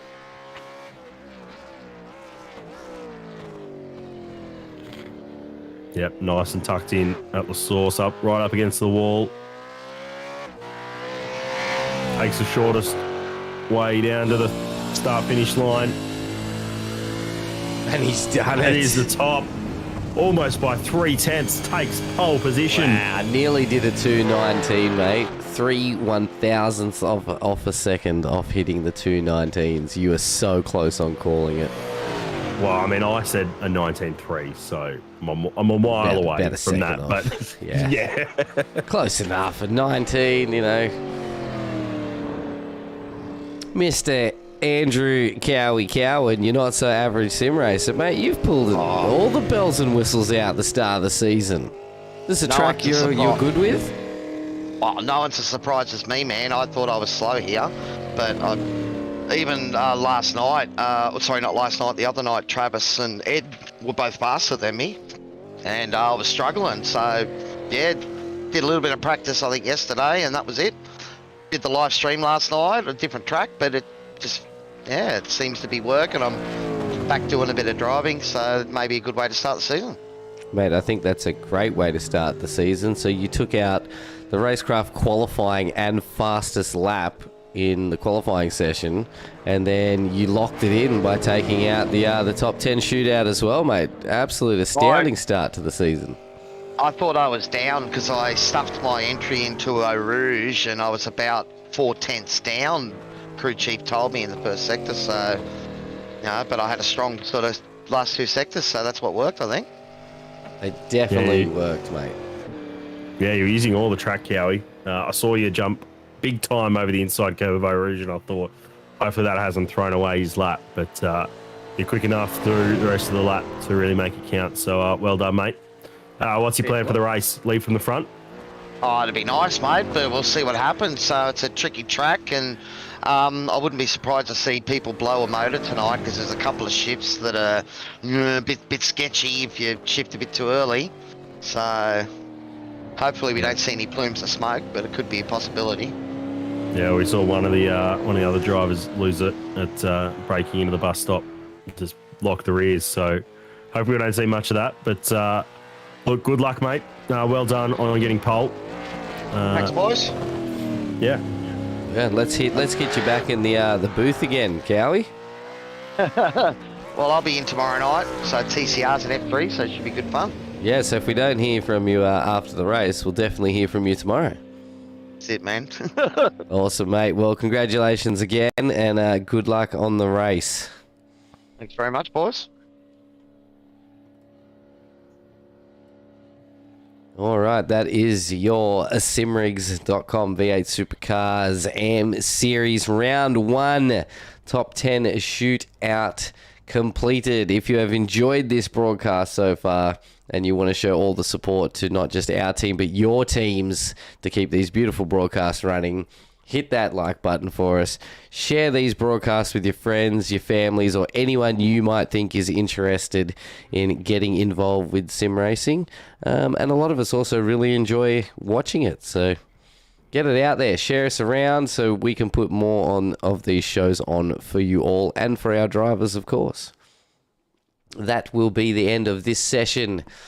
We will have to wait a few minutes until the race session is up and ready to go. And during that time, we will take another quick intermission, but not at this moment. What I might actually do, should we drag one of the Sinkovich boys in? Let's see if we can do it. Absolutely. Yeah. Which one? Should we grab Dean? Let's grab Dean. Bit of a surprise guest.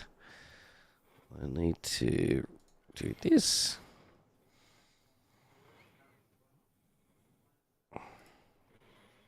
Hey, Dean. Hello, mate. Welcome to the broadcast. Yeah, cheers, mate. How you going? Good, bud. Good. You glad to be back behind the wheel for our season 2 of 2023? Oh, ShiBBy, I am absolutely struggling. I'm going to be another Spinovich. Nah, you've always got your brother to battle with that one. Unfortunately, go ahead. Yeah, I know. I just feel like I haven't raced the V8 for a while, and I'm struggling at the moment. Absolutely struggling. So we should get a Spinovich versus Spinovich spin counter up on the screen. Yes, that's not a bad idea. That possibly could be. Yes, possibly could be. How are you feeling about the lengthy tracks this season? Well, I love this track. It's absolute crack of a track. But you make one mistake and you know about it. So qualifying wise, it's just try to be consistent and so forth. But we'll have a look at Fritzy. Fritzy finished in P7, and his time was what, 2:27. Yeah. Yes. Yeah, a little spin at the there you go. So he still managed to say it. So he played a smart game at the end of it. So listen, it's going to be fun. It's going to be rubbing and racing, and we'll come from the back and hopefully in the top 10. That's the target.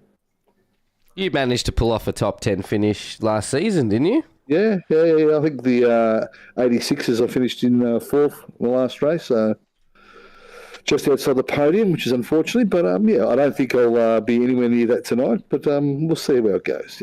Top 10 for tonight, and I'll be happy. You got to be in it to win it, mate. That's all that matters. That's exactly right. Get out there and give it a red hot go. How's Steve feeling tonight? He was looking a little umming and ahhing, and then managed to get his time set and looked like he was starting to settle in with the car. Well, Steve is always about grip and tyres and adjusting this and adjusting that, and I just keep telling him, just drive, mate. You'll be right. Don't adjust. Just get comfortable and drive. But he'll be right. He'll do his usual. Yeah, look, man, I just jump into sessions with just the standard setup and go for it. So that's exactly what I did. I've adjusted a few things here and there, and we'll see how it goes. Well, my target's top 10. If we get there, if we don't, doesn't matter. We move on. It's going to be a good race, regardless. Yes. The AM's always put on a fantastic show. A good show, yeah. Oh, yes. So that's Mr. Carey poles. Is that correct? Yeah. Took out qualifying and Racecraft's fastest lap, and then took out the top 10 shootout as well. So fantastic. Good. Oh, well, you guys have a great call tonight. Enjoy. We will, mate. And hopefully talk to me when I'm on the podium. That. Fingers crossed. Yeah. Would like to see that, mate. It's all right. Not going to happen. Unless they're all stacked in front of me and I glide past. Which?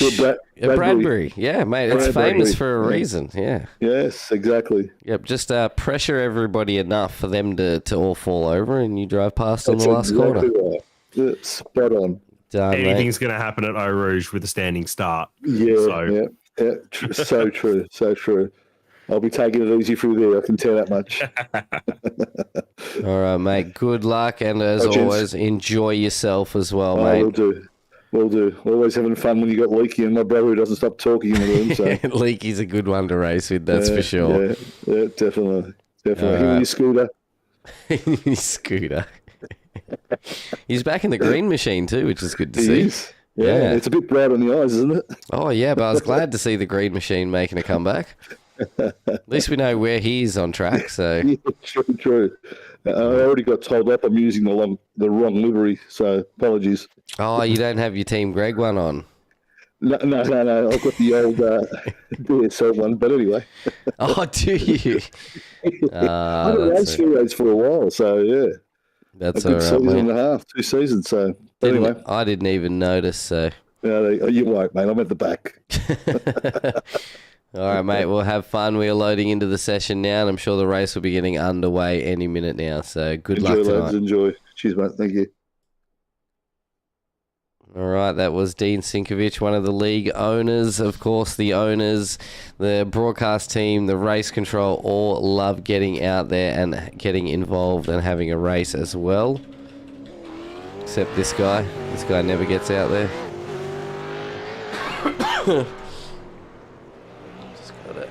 We are loading into enjoying this evening's broadcast. Season 2 of 2023. Round 1 of your Simrigs V8 AMs. Every Tuesday, 7:30 for the next 8 weeks. Until we crown a champion.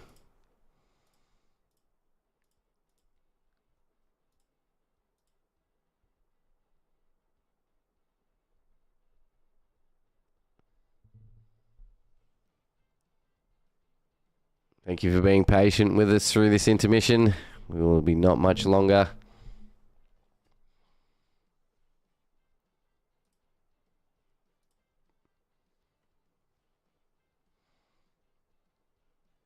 Session is loaded and we are loading in now.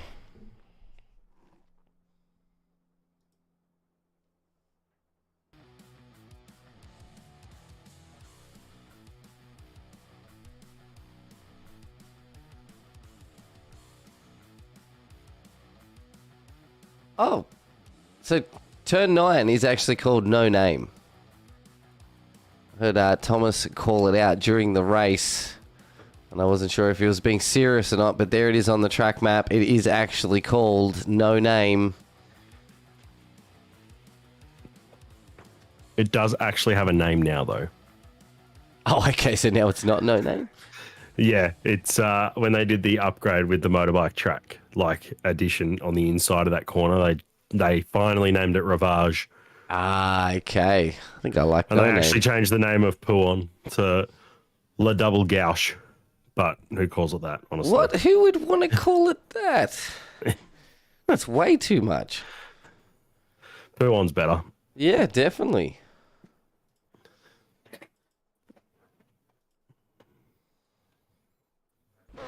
All right, the session is live and we are in a 15-minute practice session.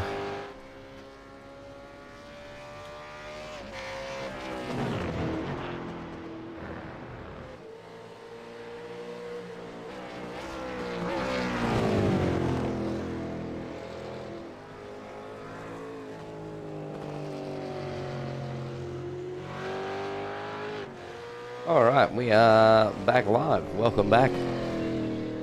Ladies and gentlemen, boys and girls and people of all ages.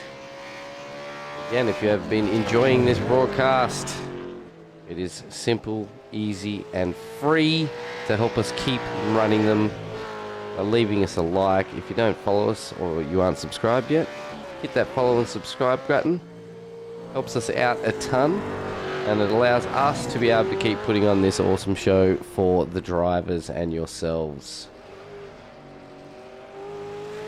If you want to know anything more about any of our sponsors who get involved and help us do what we do, all their links are in the description below. You can get everything you need to get started in sim racing.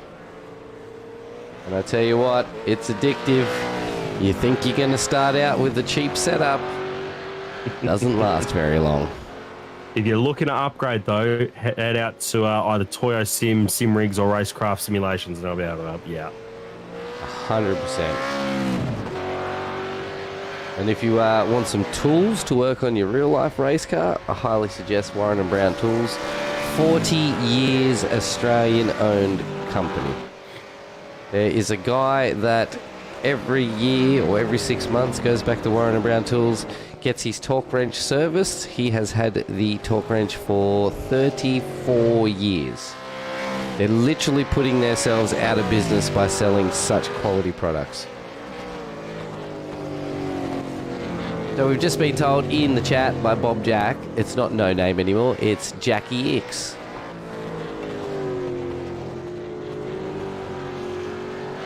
Really? I don't know, it could just be silly, but I like it. Jackie X sounds better than whatever else you called it. Ravage. Yeah. I liked No Name, it had a ring to it. Oh, Travis Nielsen has made it into the session. Good to see. It's trading paint's gone.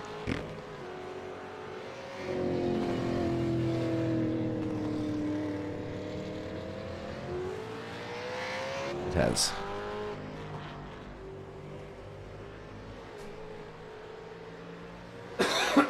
Sorry, it's now Spa have called it Speaker's Corner. Speaker's Corner? Speaker's Corner. That's what Spa are now calling it. How many names do they want? Can we just go back to calling it No Name? It's forever now known as No Name. It will forever be No Name. Yep, it's forever No Name. Putting my foot down on this one.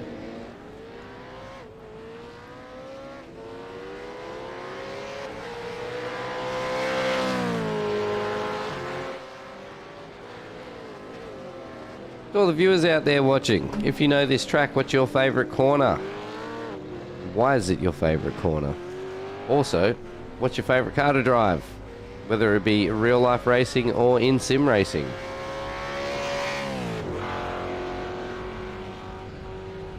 And Joe Marnie here to a practice start, are we? Looks like we might be. Downhill standing start. It is going to be interesting.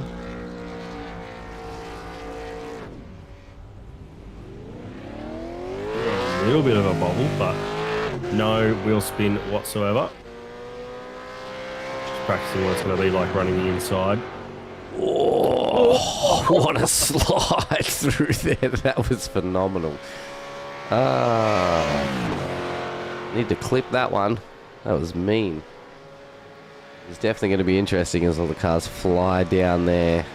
I'm probably expecting to see more cars bogging than wheel spinning, I think. I reckon the smart way to do it is to use the downhill to your advantage to get the car moving and then come off that clutch. Not so hard. And yeah, let the momentum of the hill try and get that car running for you.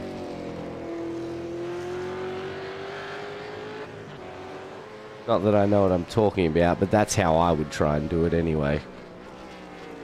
Yeah, you've definitely also got the line lock up handbrake if you haven't set that up. Use that. Hold the button. Load up on the clutch. That sounds really fancy. I just use the clutch and a brake and away I go. You just load up on the clutch. You know when the car's about to bite, and then when it's lights out, you release the button and then slowly ease out on the clutch as the engine as your speed builds. Oh, I need one of these buttons. Well, it's just a button on your steering wheel. Fantastic. That's how I was taught to start them anyway. Yeah. Again, it sounds too fancy. I just use my feet. I don't have that button in my real life cars. Maybe I should add one. It might fix all the problems.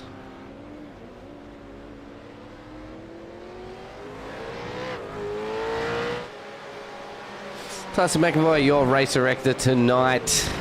out there in the promo department safety car. Thank you so much, promo department, for all your help throughout the seasons. And the BMW does look extremely nice. I'm going to say, though, the ink rims, purple rims, not a huge fan. I don't think they were meant to be purple. Have they been changed? I think they were red. Well, they're purple now. They are purple. I could be wrong. I don't think we saw many safety cars last season, or not for the broadcast I was doing anyway, so. Does look good, sounds good. Wonder if we're gonna have are we gonna have a chance to see the lap time difference? Oh no, Leaky's come around sideways too. Oh no, we've got someone else off the back there. That seems like a pretty awesome corner there.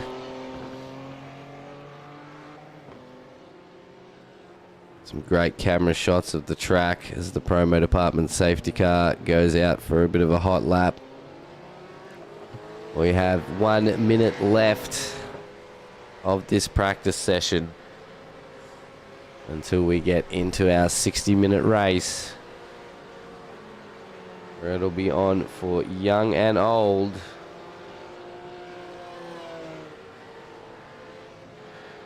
I'll get some Pringles.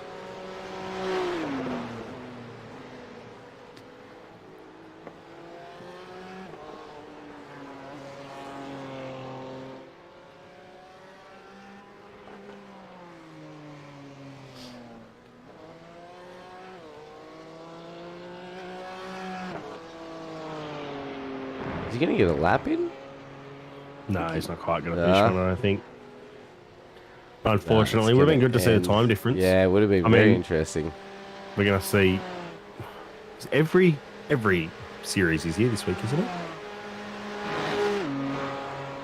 Am I thinking that right? Not enough time.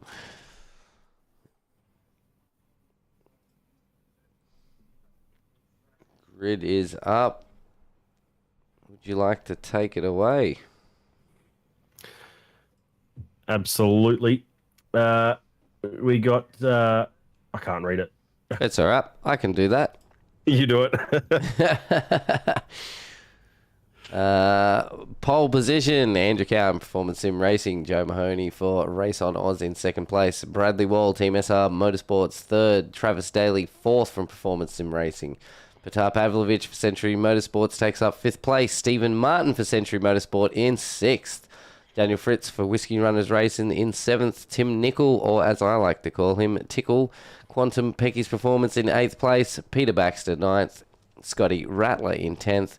Brett Taylor, 11th. Dean Sinkovich, 12th.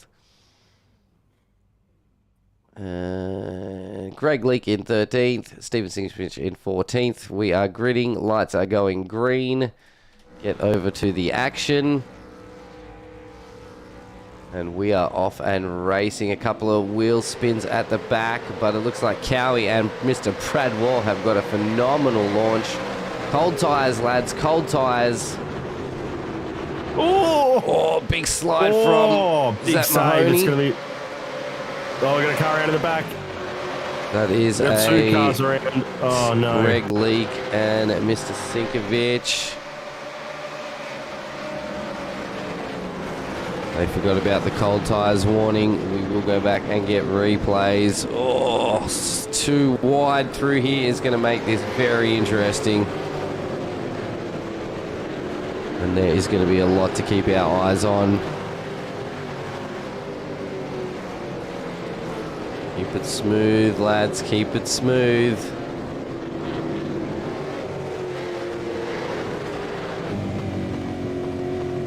Might have just found a single file now.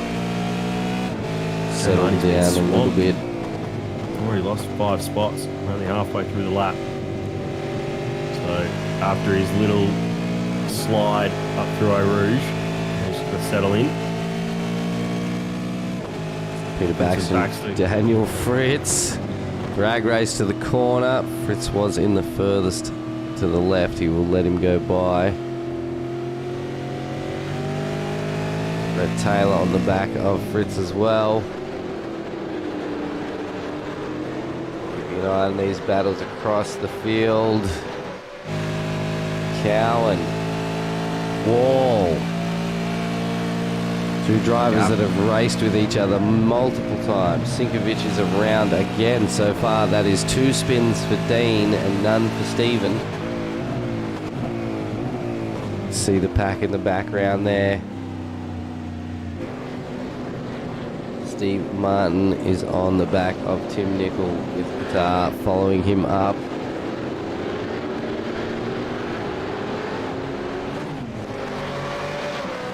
Oh, is that Fritz around? The Whiskey Simrunner Racing. It does look like it's Fritz. He's done what he did in the top 10 shootout. Hopefully that's not with help. But, yeah, he was around. Facing 90 degrees to the track there. So hopefully he's got that car moving and he's on his way back around now. He sure is. Oh, I got another car off deep. Nielsen. Right at the back of the pack. Yeah, looks like Nielsen is around as well. He didn't make it in for the practice session, so he's probably feeling a little bit fresh at the moment. Sinkovic is into the pits now as well. I'd say that's to do with the damage that he received. Cowan and Brad Wall looking to pull a nice lead here. Leak is in the pits as well due to that damage on that incident as well. When things settle down a little more, we will go back and see what caused that incident.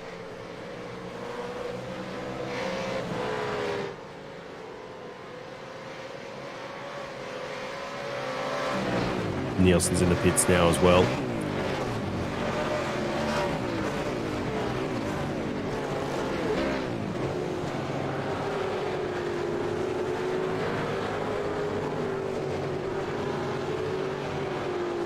Things just started to calm down a little bit now. We've got 2x2 in top 4, and then 5th, 6th, 7th and 8th, they're all nice and close together.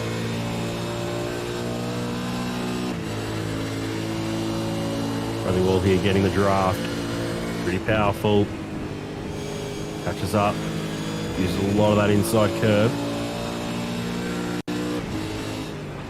Have to sit here for a bit, maybe try and maximise his run up the Cameron Straight, see if we can't get a move done to Lake Coombe at the top of the hill.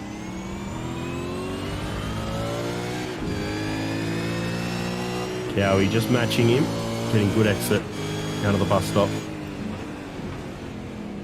2 laps in, there's no reason for these boys to be fighting too hard at this moment. They can stick with each other. They can secure themselves a first and second depending on the pit strategies, and that's something that I always get extremely excited about, is the fuel burn and when we may or may not see people start heading into the pits for their stops. Brad is really pushing the back of Cowie though because of that draft. And for the inside line, crisscross. Nice, Brad. Nice move, mate. Oh, so close. Just didn't tuck back in far enough and it's just invited. Travis Daly. Here he comes down the inside. He's actually going to make the move. Now Performance Simmer got 1-2. You're going to have a blocker here now.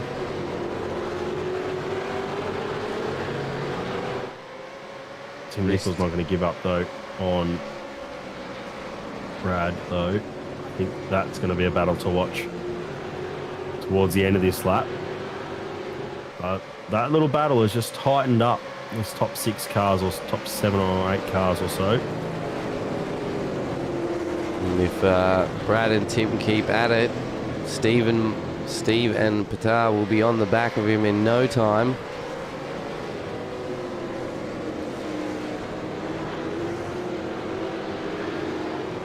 Here we go. I reckon Tim. Oh, big slide from Tickle. Here I was saying that Tim might have a look at the bus stop here, but I think he's going to be just too far back. But maybe Brad wants to have a look at Trav up in front. Let's then move. Trav covers. Brad's going to try and sweep around the outside. Going to try and keep in there, and he does. Managed to get back out and in their way. 3 wide. Are we going to be 3 wide on the brakes? Cowie was on the brakes a little sooner than the others. Brad's in the middle. Oh! Brad's got a great run out of that corner. It's invited Steve Martin in as well. He's just letting Cowie get away. He's already pulled that gap out to 2 seconds after he was almost overtaken at the start of this lap. Run up. Kemmel straight now. Bradley Wall's in a great spot to make a move on Travis Daly here. Martin's catching Nickel.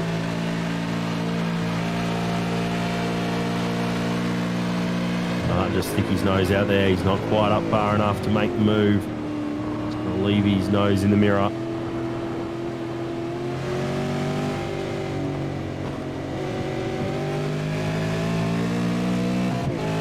Coach is coming back towards Travis Daly as well. That gap's now back down to 1.6, so must be a decent draft that they're getting.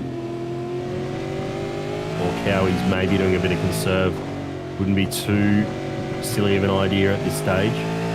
We've got a lead, just try and maintain that gap. Try and save a bit of fuel though. Maybe run a little bit longer. Shorten your stops later on. This has brought from 2nd to 7th now, all within each. Yeah, within half a second of each other now. And Scotty Rattler Van Loon is on his way, catching up as well.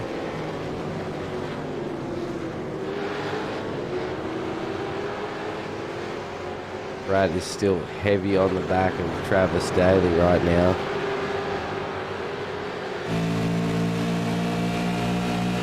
Here's a move. Brad got the slipstream.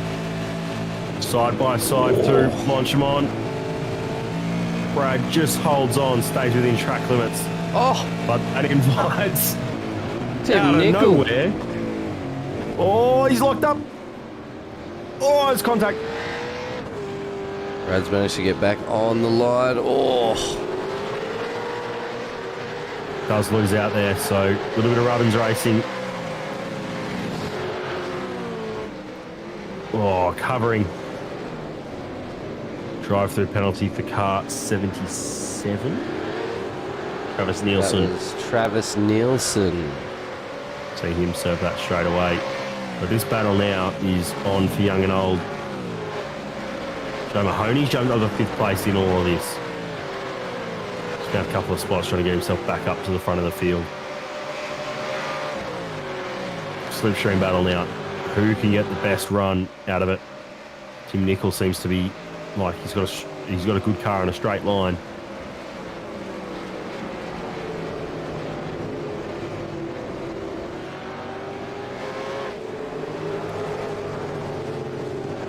So all the different lines people are taking through there.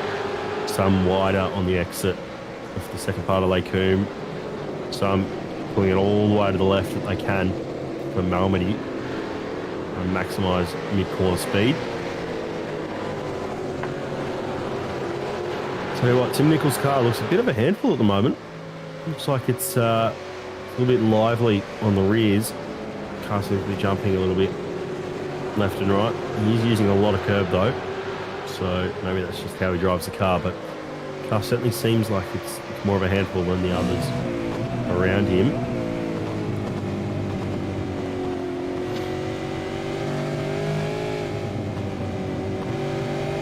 Reese to go to drop in and say, go hard, PSR boys. Thanks for dropping in, Reese. Mate, we're going to see you on track again soon.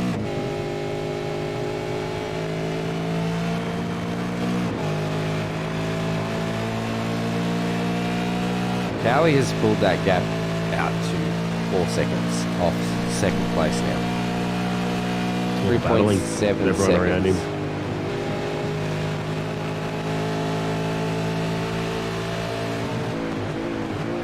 You have any idea of what pit lane time is on this track? I don't at all. It's relatively short for the length Although of the track. Travis Nielsen, he would have served his drive-through 11.8 through pits. Okay, it's a very short pit lane then. For essentially for the length of the track. Yeah. So probably 40 to 50 seconds for a full pit stop. Ending. Something to keep our eye on when those pit stops start happening. So what, Petter's got a good run here on Tim. Running up the Camel Straight now. Seems to find a lot of time through Eau Rouge. But Tim's got the draft from everyone in front. So, there's been a change for the lead. For second place. Bradley Wall's got back past Daly. So, we'll just unseats him. So it's with the draft up the Camel Straight. They just had a better run. Of course, Travis doesn't have any slipstream assistance because his teammate's just driven off on him. Left him in the dirt. So... And now Stephen Martin's on the back of Daly as well, and that's probably not Daly. Daly does not want that. Especially if Brad is now going to start making moves. There's a little hint there that he wants to make a move. It's not really an overtaking spot because there's limited rewards, because get up the inside as long as the other car on the outside hangs around there. He's going to then push you out and leave you no space on the exit. Good fair racing though. Here we go. Slipstream assistance. He's gone for Travis Daly. It's going to be all down to Stephen Martin here. Which way is he going to make him go?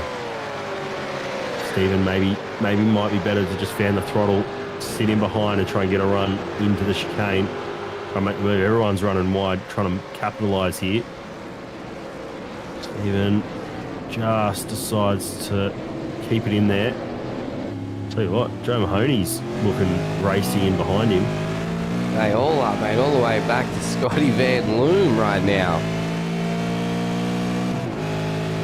Every single one of them want to sniff at this, the top three, and it all starts here with Travis Daly. He got a great exit out of that corner. Yeah, Stephen was car width off the apex and then just lost it on the rear a little bit. Yeah, smart from Tim. There's no way you run two cars side by side up through Eau Rouge. You're better off tucking back in, focusing on getting the run now, all up the Camel Straight, sticking his slipstream as far as he can, right up underneath that rear wing. Jack can run that little bit deeper on the brakes. Let's make a move. There is contact. I think it definitely is somewhere in there. We had brakes locked from 3 cars then. Gonna have to go back and have a look at a replay in a second, but this battle is still opening. It's still open here. That Pavlovich is probably gonna have some words to say after the contact I think with his teammate. So contact that occurred to his teammate.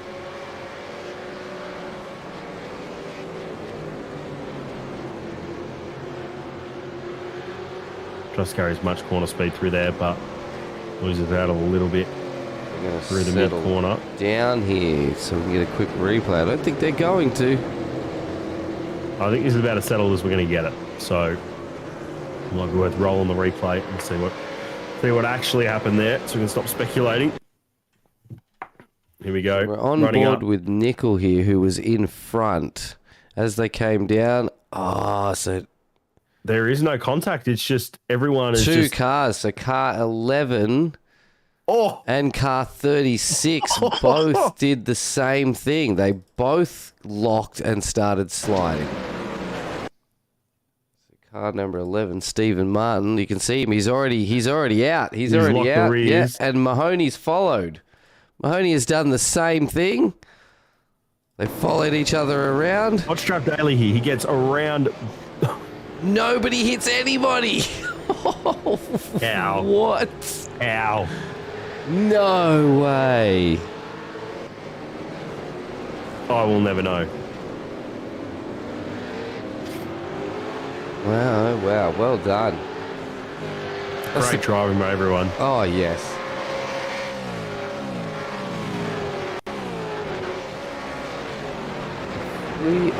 Steve Martin's had an off track while we were in, or is that him just catching back up? I wonder if that was him just leaving the track to turn around and yeah, get I think back it on. was. So dropped a fair few positions there. Still only got Dean Sinkovic, Greg Leake, and Travis Nielsen who have stopped. And that was due to that first incident at the beginning with Leake and Sinkovic, which we still haven't looked at.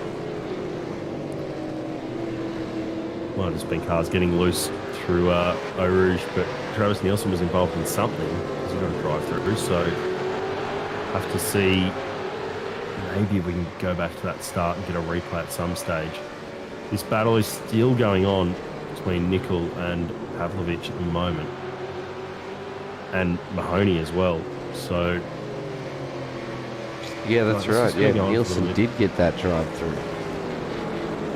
I'm wondering if it was unsafe entry. It's probably the only thing because he had a lot of off tracks at the start, and I wonder if he's just sort of swerved back out into the track.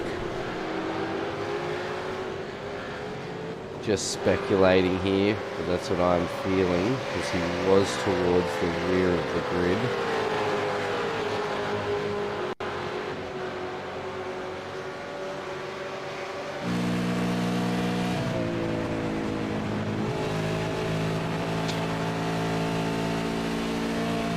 So all of that happened 2 laps ago has opened up opened up some more gaps. But Daly's still a bit of a cork in a bottle at the moment from Mahoney, Pavlovich and Nickel. And Scotty Van Loon's not far away. So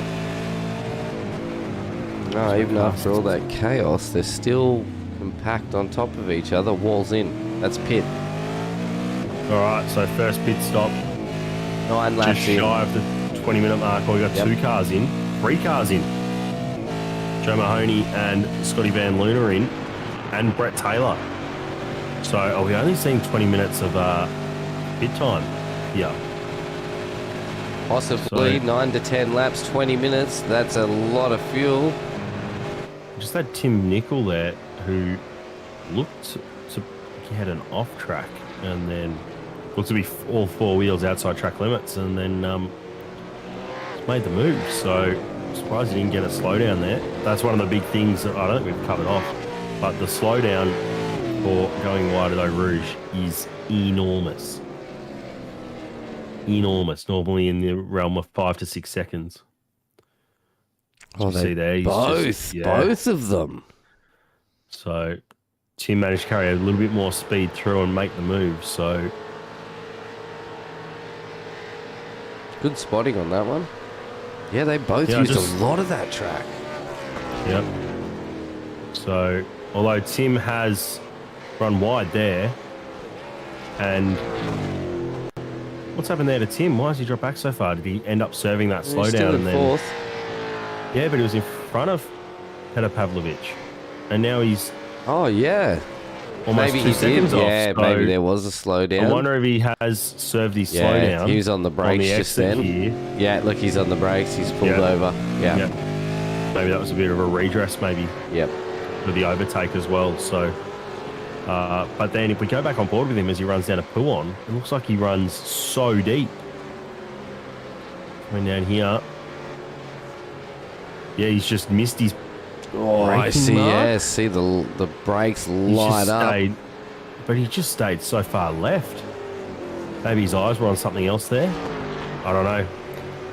Easy to get distracted.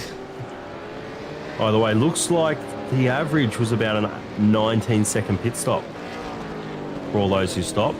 So There's might no just be way a they quick got splash. tyres. Yeah, there's no way they did tyres in that. 19 seconds. If it's 11-second pit lane time. Yeah, I think that's probably only a splash. Yeah. Cowie, Daly, Pavlovich, Nickel. I'm going to All see in now. Baxter in here too. So we're going to see two different pit strategies here. Well, Baxter's not in either, so we're looking for the undercut. Has Bradley Wall made up enough time to overtake Andrew Cowan through this pit stop sequence?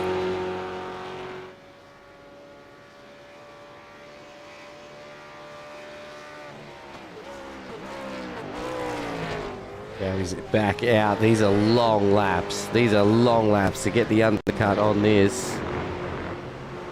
Who's coming through now? That's my... His pit lane time was 2 seconds longer than Bradley Walls, but Bradley's got him. It's got him with warm tyres. Yep, gets the run through there. So tyres Cowie only sends it in take so 8 deep. seconds. Well, I've just been informed by the chat. So, yeah, so maybe it's cover your tyres. Sorry, cover fuel with tyres and just take whatever fuel you can.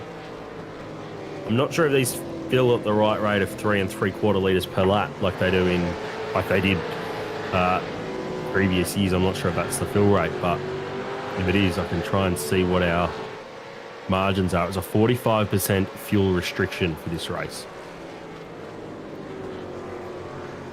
So the question will be, if we stay green, Cowie's probably on the better strategy at the moment in terms of having a lap more flexibility towards the end.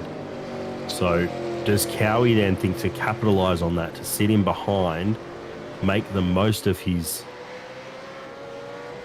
time? As we see, lap 9, car 23 was a slowdown into P1. So car 23 is Tim Nicol, so that explains why he had to lift off a little bit. But yeah, back to what I was saying with Cowie. Is it smart just to sit in behind and conserve some fuel here? You've got 5.5 seconds back to Joe Mahoney, and you know that Bradley Wall is no slouch. So is it better that you just sit in behind, conserve some fuel, and really compound on that strategy call from Bradley Wall to go a lap earlier? And make the most of your pit strategy. We've got Pete Baxter in now. I don't think that he's going to be... definitely don't think he's going to jump out in front. But interesting to see where he pops out at the end of this hit strategy. Still in pits, 20 seconds. Still in pit, 23 seconds. Has not moved from his pit stall yet at 30 seconds. Still in his pit stall. 38 seconds. What's happened there? 22.4 seconds. Oh, he's still in there at 50 seconds, and now he's off. He's on his way. Okay, well, I've just learnt something. Your pit stop time is what comes up on live timing on the SDK. Your stationary time, not your transit time. So. Correct, yes. The one that pops up down the bottom is when they land in their pit stall. Yep. And then when they leave their pit stall. So if we want to get real crazy, we can bring up all these as well, and we can look through their pit strategies, their pit stop times, what laps they've pitted. We can look at their pit lane times. Anything you'd like, mate. There we go. So yeah, so you can see how Cowie had stopped for just over 2 seconds longer than Bradley Walls. So that'll have an impact on how much fuel he's taken, but he's also, a lap better off. Whether or not that's a lap better off on fuel or not, we don't know. But puts him in a decent spot. This battle, though, is still bloody going on. I'll tell you what, who's a big gain out of this is Scotty Van Loon. Oh, up in a P4. Yeah. So he was sitting in his way behind up. this battle before the pit stop cycle, so he's done all right to gain out of this. Although he has fallen back in the clutches of Travis Daly. And you've also got Patel on the back of them. Oh, the pressure! gone deep. I think the pressure has got to him then. A bit hard on the brakes. It spat him. Cowie's on the back of Wall. Oh, Wall's run a little bit wide, I think, out of that corner.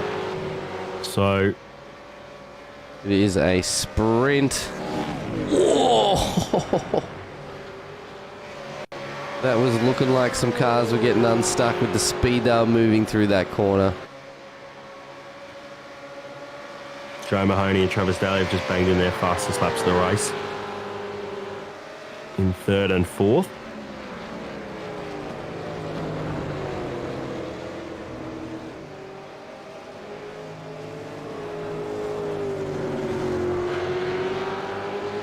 Mr. Tim Nicol actually has fastest lap of the race so far, 2:21.04.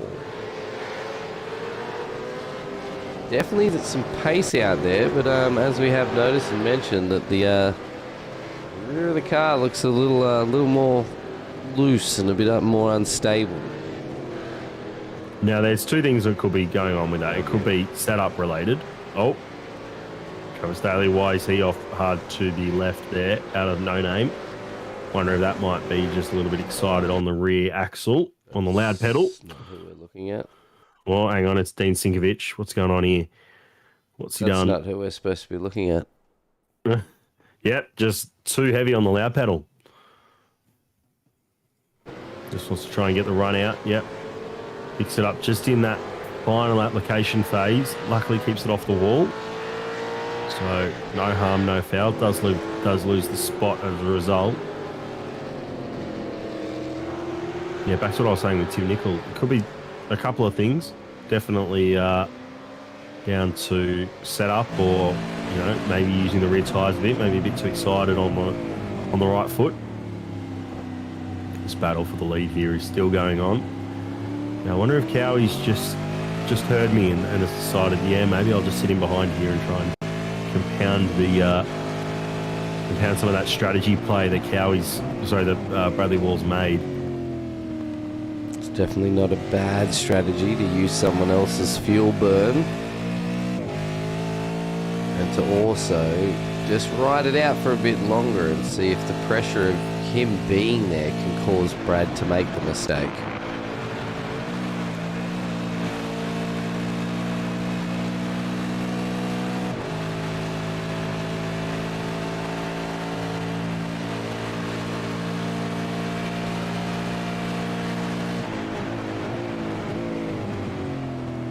So Cowie looks to be really strong under brakes. It's almost like he's braking a couple of metres later than Bradley Wall, even with the slipstream and the speed delta that he gets down the Kemmel Straight. So Cowie's definitely got some good feel of that right foot there under the brakes, if he is a right foot braker, of course. That's what I am, personally.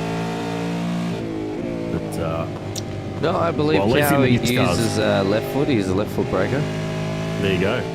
So I'm sure he'll correct me if I'm wrong, but he was one of the guys that was essentially talking me into getting used to as he makes a push down the side. You know what? It almost worked out for him too. It was just a bit too tight coming through the second of the piff-paff section here. He's coming down to the campus. Yeah, he's looking. Stavelone out. He had the nose in there. It was his rights to have a go at it. But I do feel like it was the smarter call to just come out of it a bit. Coming through the left-hander there. He was always going to be slower. Too tight through the inside. But you're not so average, sim racer. Has done well there. No scratches on either car so far, even with this battle. So sits back in and go back and reload maybe for another go. Seems like it will be his play. He's definitely looking to maybe make a move. Just over halfway through this race now. And all the gaps are kind of opening up apart from this leading battle. And some personal fastest laps come through as well there. Oh, Cowie just a little bit to the left. Or was that Bradley Wall? Maybe having a little bit of a moment, staying really tight. Rouge there. But Cowie's just dropped off. Just dropped out of the second, just outside a second there. So I'm sure that Cowie has shown that he can catch back up through the more technical areas of this track so far. So just look at the drop that they get through Malmedy. It's a big drop. It's a lot of elevation change.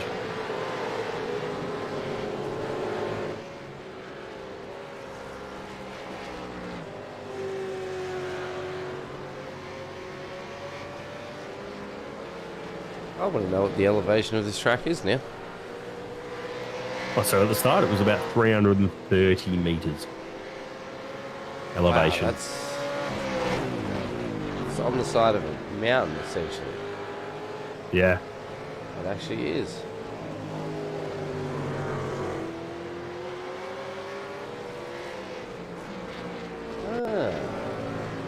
It's in a town called Francorchamps. Yes. It literally is on the side of the mountain. Oh! Bradley Wall just had the biggest moment I think we've had all race coming through Stavilo there. The car was right out sideways. He really had to catch it. He's invited Cowie in. Side by side almost in the run up to the bus stop. Cowie shows him the nose. Covers. Oh, bit of a squirrel then. Yeah. Brad looks like he's really got a handful here with his car. Cowie doesn't look so out of it. Or so out of control, I should say. A bit of a spinner or something there. Maybe that was that Greg Leake or Dean Sinkovich? I think it was Greg Leake. Yeah.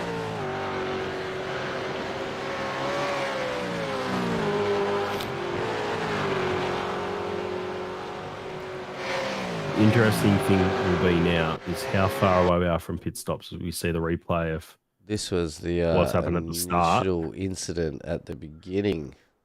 Okay, so Sinkovich has had a moment. Greg's had nowhere to go. Unfortunately. Yeah, so Dean was loose already, I think. Looks like he was loose coming through. Yeah, just grabbed a little bit of that inside curb. It sucked him back in, and then as he's come up over the rise, he's asked a lot off the car with power on. The rear's starting to go. Jams on the brakes, tries to catch it.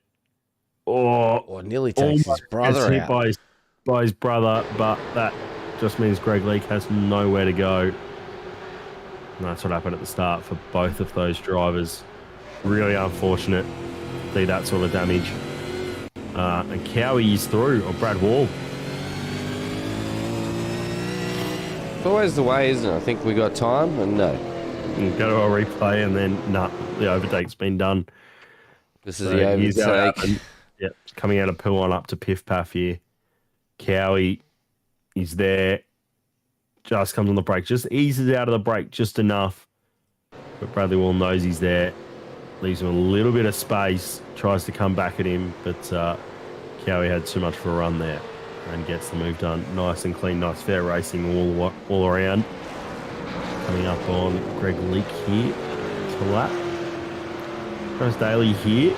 Peter Pavlovich. That gap's closed a little bit over the last lap or so. Oh, I just said Bradley Wall came off track. He must have just used it. Oh, I thought, oh no, what's happened here? But no, he must have just used the edge of the track limits there. Yeah. see one of the big things coming through La Source is that the car who takes a tighter line can't quite get the run because he can't get on power more aggressively, but not as early. And even though he gets a narrow run, although I think he might have an off-track there. He got an off-track there, I think it's going to be a slowdown, so he pulls over to the right. Yeah, definite slowdown. It's coming out of it there. No. It's going to let Cowie pull that gap out to 2 seconds at this moment. Daly and Pavlovich are onto it now. Daly's just filling every single one of the 3 mirrors on that ZB.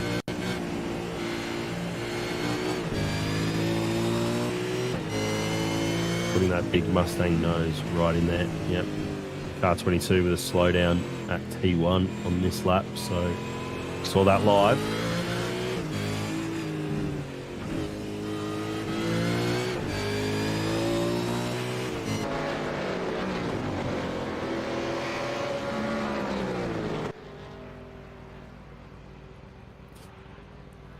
Oh, jumped to Scenic for thank you.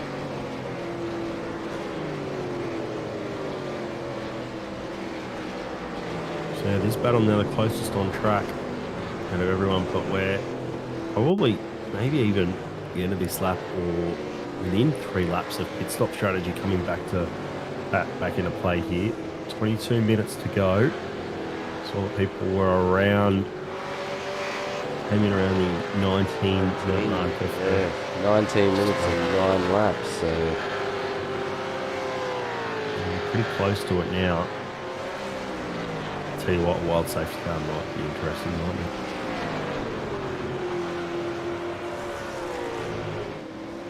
safety cars and bring out strategy chicken. They do. We do love a bit of strategy chicken. I'll say now there's a safety car you hit now and you get home. I'll bet on that. I do believe that you'd get home. It would be tight, but who's in? Who's that? Is that Wall? That is Bradley Wall. There you go. Has made the dive first. So he was one of the early stoppers, and he's been leading this race. Hasn't had any slipstream to use lately. So this is going to be a critical stop. This is where we start to see everyone else's strategy play in as we see. Got us Daly go for a move, gets up the inside. Petar Pavlovich isn't going to have it. Hangs it around the outside. They're still side by side. Petar holds on. Good racing between the two. Oh, both of them trying to ask so much of the tyres that have already done. Best part of 8 laps. Oh, as he locks up.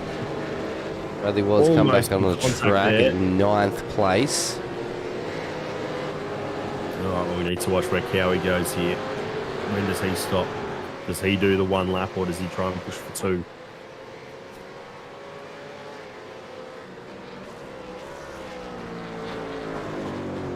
Bradley hasn't come out with any slipstream assistance though, I don't think, has he? He's just set the best lap of his race so far, his last lap. So he is pushing. Stretch that gap out to nearly 7 seconds back to Joe Mahoney now.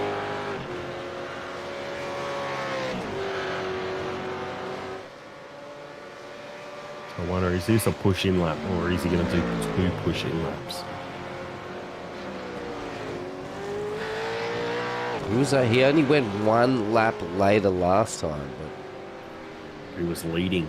Yeah. At that stage, so wonder if his rears are pretty much saying, please change me now. Please. Yeah. I think his tyres might make the decision for him. It's one of those tracks where you do use the rears a lot with 3 really heavy braking zones. Lots of changes of direction. Cowie's going on for another lap. So Cowie's going to run 1 more, I would say. Interesting choice, but Mahoney's in. What have we got in? Ben Loon. We've got Tim Nicol, Dean Sinkovich. Yep. Brett Taylor. Brett Taylor, yeah. Everybody. Stephen Martin. What a lot Top three flowing. haven't stopped yet. Interesting to see whether Joe Mahoney comes out relative to Bradley Wall. I think Bradley will have it. Yeah, I think he will.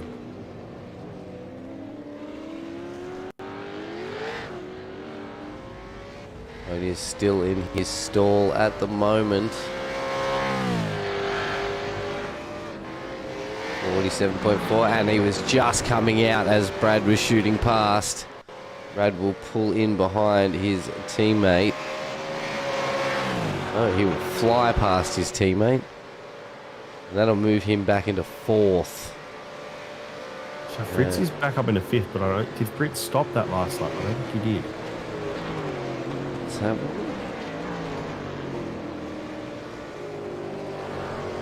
Fritz has only made 1 stop so far.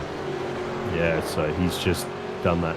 Got up that spot on pitch on the lack of a pit stop. So he still has to stop, so we can count him out. He won't be making much more of a move up the field.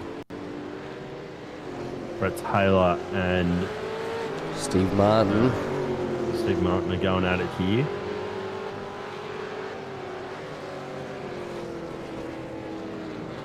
Keep our eye on the 77 car.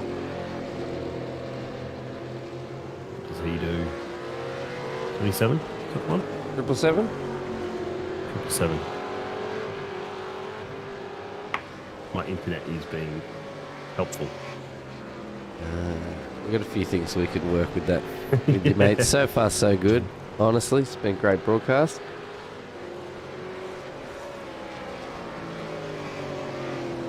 All right, Cowie's in. Cowie is in 2 laps after Bradley Wall. Where does Bradley Wall, Mr. 22, sit on track? He is actually not that far off. But I don't know if it's going to be enough. Cowie's 20 seconds into his stall already. That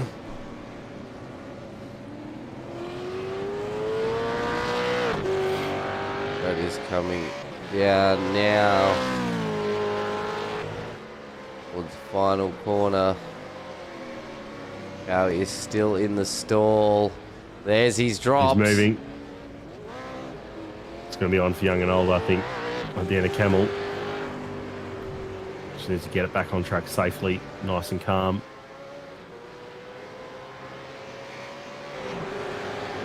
Got a big gap. Wow.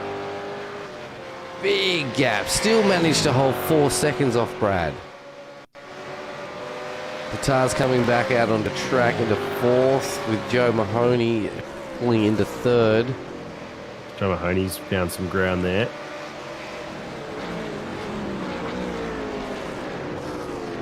"15 minutes left of round 1, season 2 of 2023 of your Simrigs V8 Supercars Amateur Series.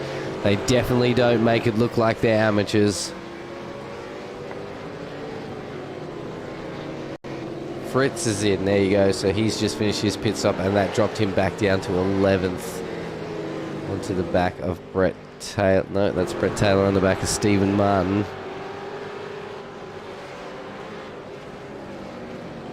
Go through our movers and shakers for you here. Tim Nichols up 3 spots along with Scotty Van Loon. And our shakers, Steve Martin's down 3. Daniel Fritz is down 4 from their qualifying positions, of course.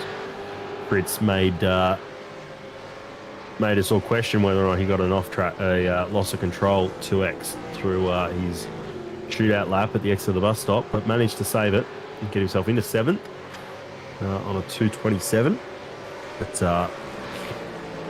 yeah, just unfortunately, I think he was facing the wrong direction at the end of lap 2 this time around and just dropped back down to 11th. So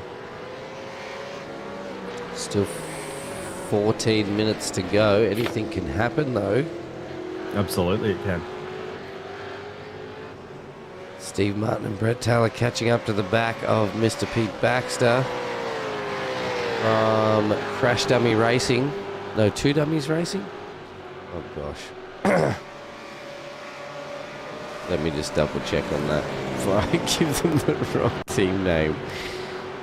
Oh, it's an interesting livery though, with the crash dummy sitting in the side of the car. Nice little take. Remember BMW a couple of years ago did an art car with that. With the driver sort of sketched in where he would be sitting in the car. So, it's Two Dummies Racing. Two Dummies Racing. Tim Nicol is just on the fastest lap of the race. Found some pace. Chasing. 2:20.35. Yep. He can see Patar and Joe Mahoney right in front of him, and He can see a wants podium. a piece. Yep, he wants a piece. You'll see there when these two have them up, when the two in front might have a little bit too much of a battle. Maybe a little bit of contact, and he wants to be there. But even then, he's just found, his pedal runs a bit deep. Both look like they locked the tyre there. This has just put Nicol right in. Nearly right on the back now. Yep. But Taylor's on the back of the other KFC Century Motorsports, Stephen Martin as well. So there's a bit of a battle going for 9th and 8th. Cowan has just absolutely pulled away now.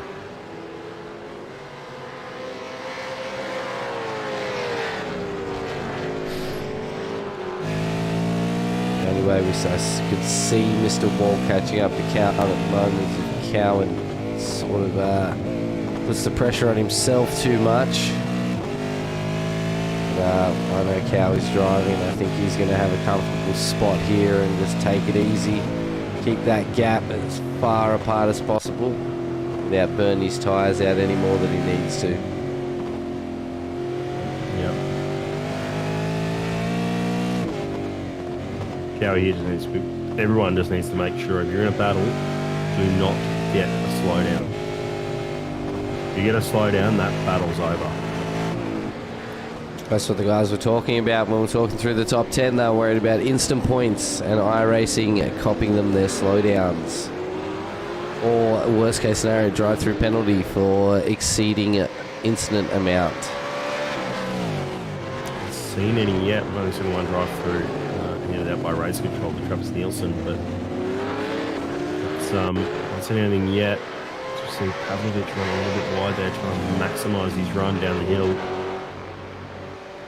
Tim Nichols just off the back of him. I mean, Tim Nichols just banged in a 20.6, so he's, 7/10 faster than Joe Mahoney on that last lap alone. And he's got the draft. He's going to show the nose. Not quite close enough. And look who's on the back of them now. Brought Mr. Nicol into this battle. It is confirmed this is the final 10 minutes of round 1 here at Spa. Classic pit layout for the long drive series. So it would have been better for a long drive series, make them do the entire pit lane, endurance pit lane. Just do a whole endurance series. You want to go real long? 90-minute races, let's go. And that's what the GT3 series on our Racecraft GT3 series on Friday night is. Oh, Nicol has gone really wide there. That's really going to drop him off the back of Peter and Joe here. That is not what he wanted right now. He's pushing really hard. Another off track there. At this point, there is a podium to be had there. Be interested when Patar finally makes a move, or if what's he trying to do?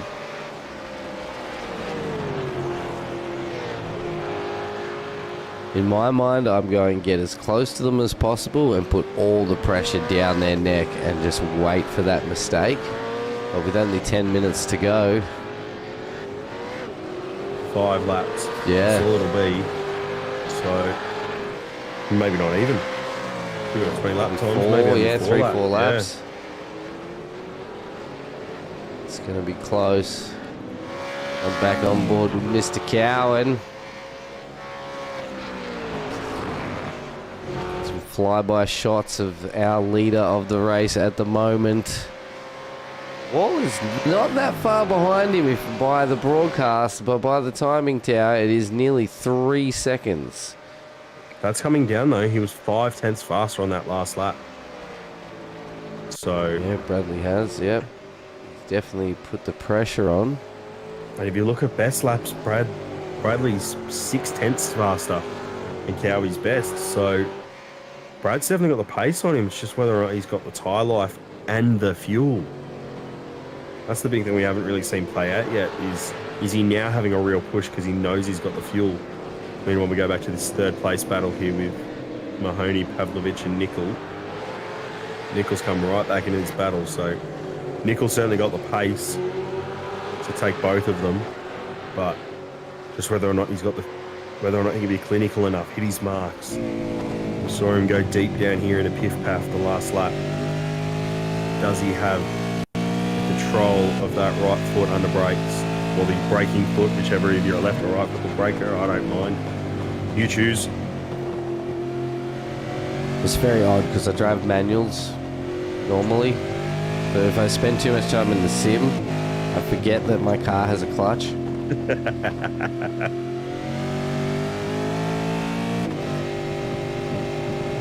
These guys are right on top of each other. This is going to come down to the wire. Mahoney has done such a good job of defending his line.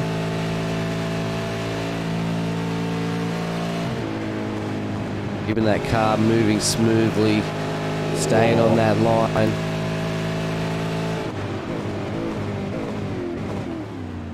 Oh no, compression! Spins the rears. Oh, and it's invited Nickel through. I think they made contact there, and I don't know if either of them made the apex of the left-hander. Here we go. So Mahoney was a little bit wide on exit, but he's just tried to feed it that gear too early, too late in the stop.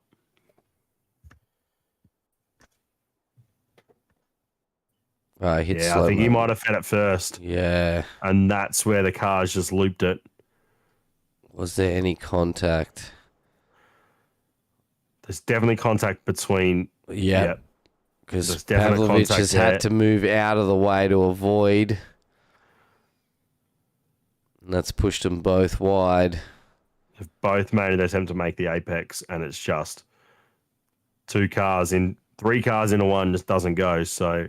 And nowhere to go for either of the two coming around at that sort of speed. So that's put Patay into third place now. I think because with a pretty Tim was in front, so I wonder if Tim's just done the nice gentlemanly thing and said, hey, I'll redress, let you go. Or if Tim's got that much damage now that he just can't keep up. That front right is not looking good. No. See, there's quite a lot of damage. His front right wheel is completely exposed. I have to watch that gap then back to Travis Daly and see what happens there. Sitting around 1.7 at the moment. Yep. Cowie banged in his fastest lap of the race last lap, so he's opened that gap back up now. It's at 4 seconds. So Nickel's pushing really hard now. You can see just how sideways he's getting the car, trying to push and trying to see if he can grab something out of it. Trying to see if he can get that third place, but Travis Daly's coming fast.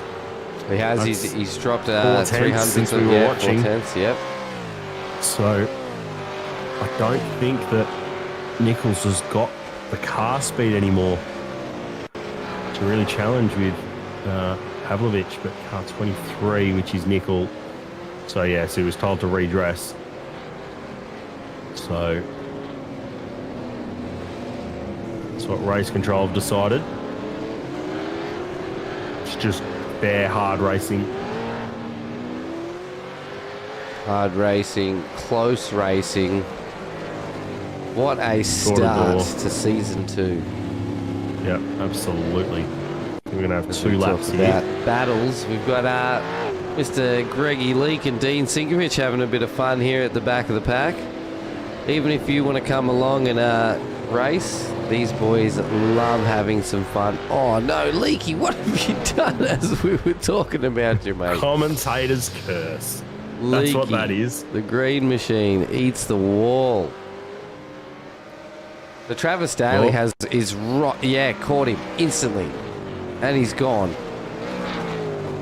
He gained 2 seconds like that. That was nothing. So I think Nickel is struggling with the pace now.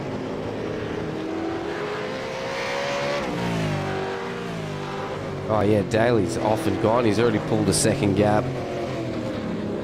So Nickel is struggling with that damage. I don't like to say it, but did we just have a Steven Sinkovic spin? Whoa, no way. Just in the time I was looking at him, he lost 11 seconds. Yeah, he or something. did. Yep, so he went off track and then came back on track 15 seconds later. Was that his first spin of the race? I think it might have been, but... I got to say, Dean's outdone him. I think the counter for Dean is like 3 or 4 and only 1 for Steven, so... Yep. I might have to... does Travis have the pace here to catch Pavlovich? I don't think he does. I reckon we're looking at this lap and 1 more. Be interesting to see where Barney sits as Cow. Oh, there we go, Tim Nickel. Lost the rears. He's just pushing really hard now. I think he just got a little bit aggressive on the throttle. Just dropped him back down to 7th place now. Always in the last minutes of a race, mistakes get easier to make, especially when you're dealing with a car with that much damage. All right, Sinkovic has come into the pits, so I think he might have done more damage than we think.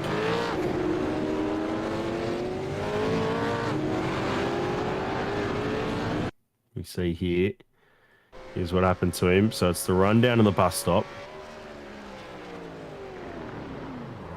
He's just locked the rears. Oh. It looks like he's actually hit something. Oh, hang on. Who's off there to the right? That's Nielsen. It's over there. Just parked it there, mate. Getting a good view of the final laps. Must be. On board with Cowie here, as we are. Are we on the last lap? We must be, surely. That's what we're on board for, to make sure Barney is doing his job. There is still enough time because of where Cowie sits on the track. He's got half the track to go, though.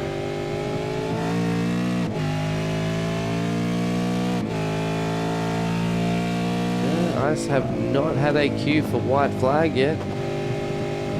Mind you, we worked this out last season. Sometimes Barney ducks off to get a race pie. Control little thing underneath. Is that last lap? And then pit stop. I need to hide the pit lane stuff. White flag. Yep, white flag. There we go. Cowie has had an incredible race tonight. Fastest in qualifying, racecraft qualifying. Fastest in racecraft top 10 shootout. And is bringing it home for a win to start the season of our Supercars AM series here. Making it nice and easy now. Making sure he hits his marks up through the bus stop. One more big brake application to go.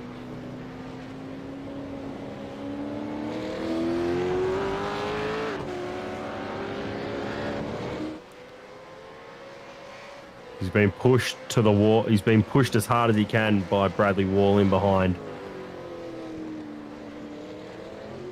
But tonight, the fastest of all and the winner of round 1 of Supercars AM Series is Andrew Cowan for Performance Sim Racing in the 991 machine.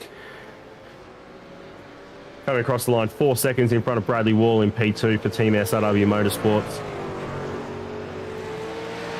And after an incredible battle, Hedar Pavlovich for Century Motorsports comes home in P3. Travis Daly in behind him.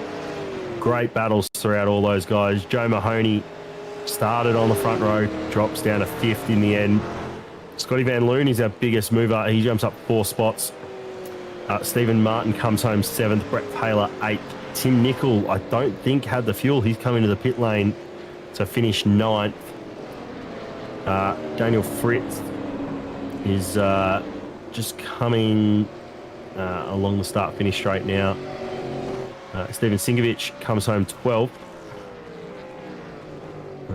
Dean has jumped in the pits as well, so I don't think he's got the fuel either. So we go back to Cowie here. Flashing his lights in celebration. Well done, Cowie. Fritz does come home in P10 after making the top 10 shootout in 10th place. Did qualify 7th in the end. Peter Baxter coming across the line to finish 11th. And Stephen Singovich in 12th, Dean Singovich in 13th, Greg Leake in 14th, and Travis Nielsen in the pits to, I don't think he'll be classified as a finisher, but he does finish 15th in the end, 3 laps down. As I said, Andrew Cowan, fastest in qualifying, fast in the top 10 shootout, does take out the race win here tonight. Bradley Wall pushed him all the way. Strategy played a massive part, but Cow is able to push on and open that gap up to 4 seconds in the end. Peter Pavlovich comes home in 3rd, Travis Daly 4th. Joe Mahoney for Race on Oz comes home in 5th, and Scotty Rattler, Scotty Van Loon, up 4 spots in the end for our biggest mover. Fastest lap of the race in the end went to Tim Nicol with a 2-minute 20.35. Unfortunately, had that contact with Peter Pavlovich in the end and had to settle for 9th place. What a race. A phenomenal race. As I've said at the beginning of this, like the AM series has been one of my favorites to watch. There's just action constantly throughout the race. And that was proven tonight. All the way through, we had the contact at the start of the race with Greg and Dean, unfortunately, at the top of Radion. They do come home down there in 13th and 14th, but a really unfortunate contact at the start. And then we had the battles all the way through. The pit stop strategy was always going to play out in that last 20 minutes or so, but Andrew Cowan able to push on for an extra lap in that first stint, really open up his options towards the end, and because he was sitting in 2nd place in behind Bradley Wall, was able to push him as hard as he could, whilst also saving some fuel, and managed to open up that margin, fuel margin, by 2 laps, and then had some freedom at the end to just short fill, I think, and then get home. So I think what I'll say is that Cowie's race was won on consistency and his pit strategy. And Bradley's, he pushed as hard as he could, but just couldn't quite match on fuel save and just consistency, I think, with Cowie. But all in all, a great effort from everyone involved. Apart from that burnout, Cowie. Leave the poor car alone, mate. It's just carried you Surely to go down to the win. bottom of Radion and do it. There's a bit more space. Oh, mate. Here we go. Patani's line locker. Is he going to get a beautiful one? Usually does these pretty nicely. Flicks it in. Oh, he gives it off the wall. Nicely done. Where's the push it up against the wall SVG style? Where are they when you need them? I can't stand those type of burnouts. Hey, I love what Patar's doing now. They're just like big licorice strips weaving across the field. Line lock it. Beautiful. Oh, should we get the boys in? Yeah, mate. The way we work this is we start from 3rd and work our way up to the winner.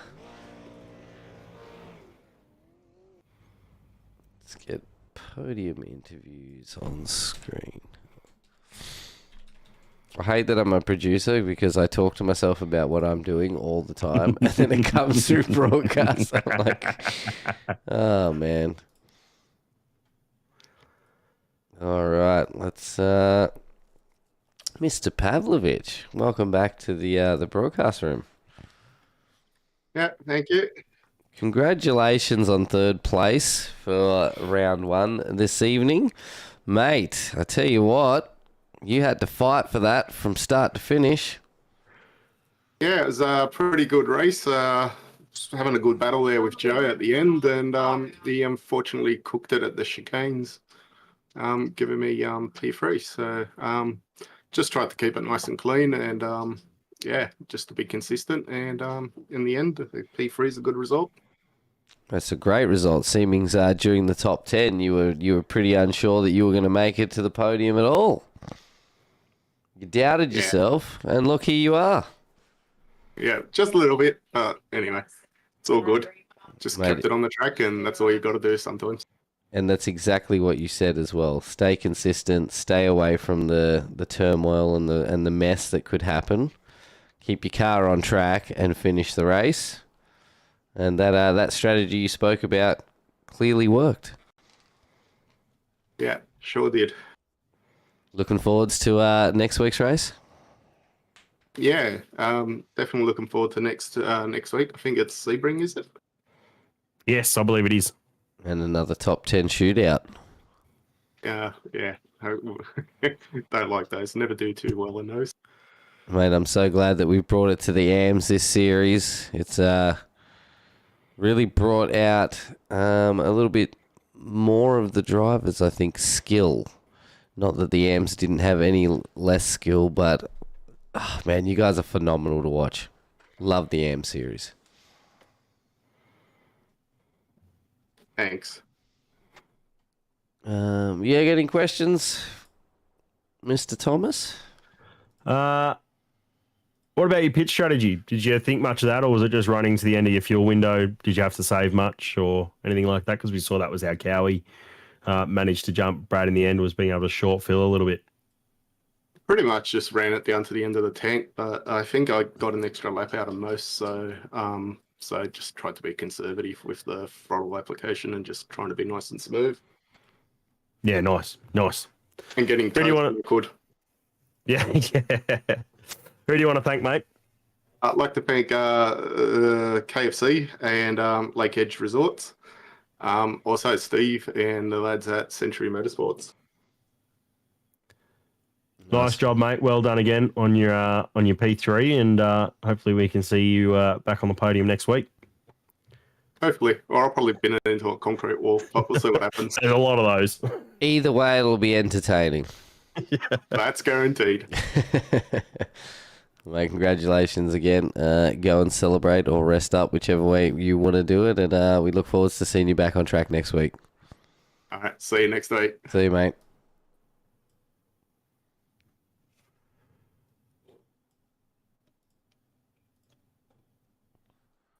The man, the wall, the legend.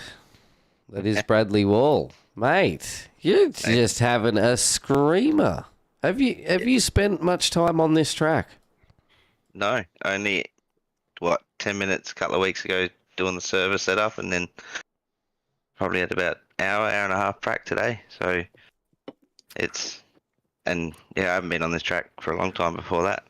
So yeah, I got no explanation for my actions tonight. It just happened. I do. If you want to get good at sim racing, stop racing for a while. And then for some reason, it's just like riding a bike, and you're extremely quick and smooth at it. If only I had that talent, honestly. I think I got my focus back a little bit, like because I've been out of touch. Well, I had to feel my way around the rig again, so my focus was higher than normal, I guess. I don't know. Great battles between Cowie and yourself. That was awesome. Those first two stints. Sorry, you go. No, I was going to say, and the pit strategy, that you two used two completely different pit strategies, and then the undercut, overcut just kept you guys on top of each other purely throughout the whole race. Yeah, that was interesting, and I'm glad it ended up like that, because it gave me something to... He was just there at the end of that race. I just couldn't chase him down, but yeah, it was fun. Yeah, nice job, mate. Yeah, Cow was just a bit too fast, wasn't he? Towards the end of that stint, bit of short film maybe. Yeah, I'm not too sure. I think he was. I mean, everyone's seen his pace in quali. I think he was holding back a little bit, and just sort of posting, trying to save his tyres a bit, and gave me false hopes. But no, well done, mate. Who do you want to thank? I'd like to thank the sponsors for the league. Being a Team SRW driver, so that'd be Warren and Brown, Simrigs, who sponsor this series as well, Racecraft, Dragon RC, Grim Industries, Toyo Sim, and the promo department. Thanks, guys, for being on board and sponsoring us season on season. It's much appreciated. Did we forget someone out of that list? Oh, probably. Is Tempting Sweets still on board? Yes, actually, Tempting Sweets, sorry. Can't forget this. He's our special event sponsor. Yeah.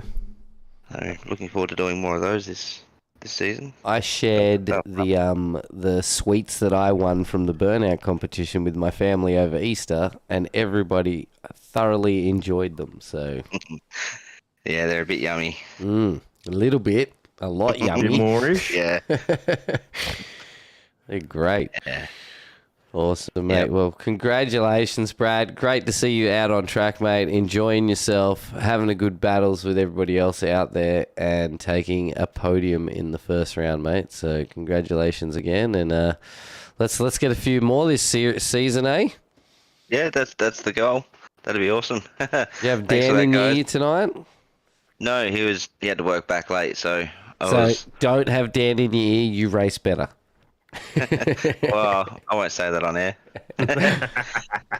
But no, he was missed. He did sort of keep me pointed in the right direction, but hopefully I can get him back for round 2 onwards. And yeah, we'll keep pestering him in the chat, mate. I'll help you. Yeah, cheers.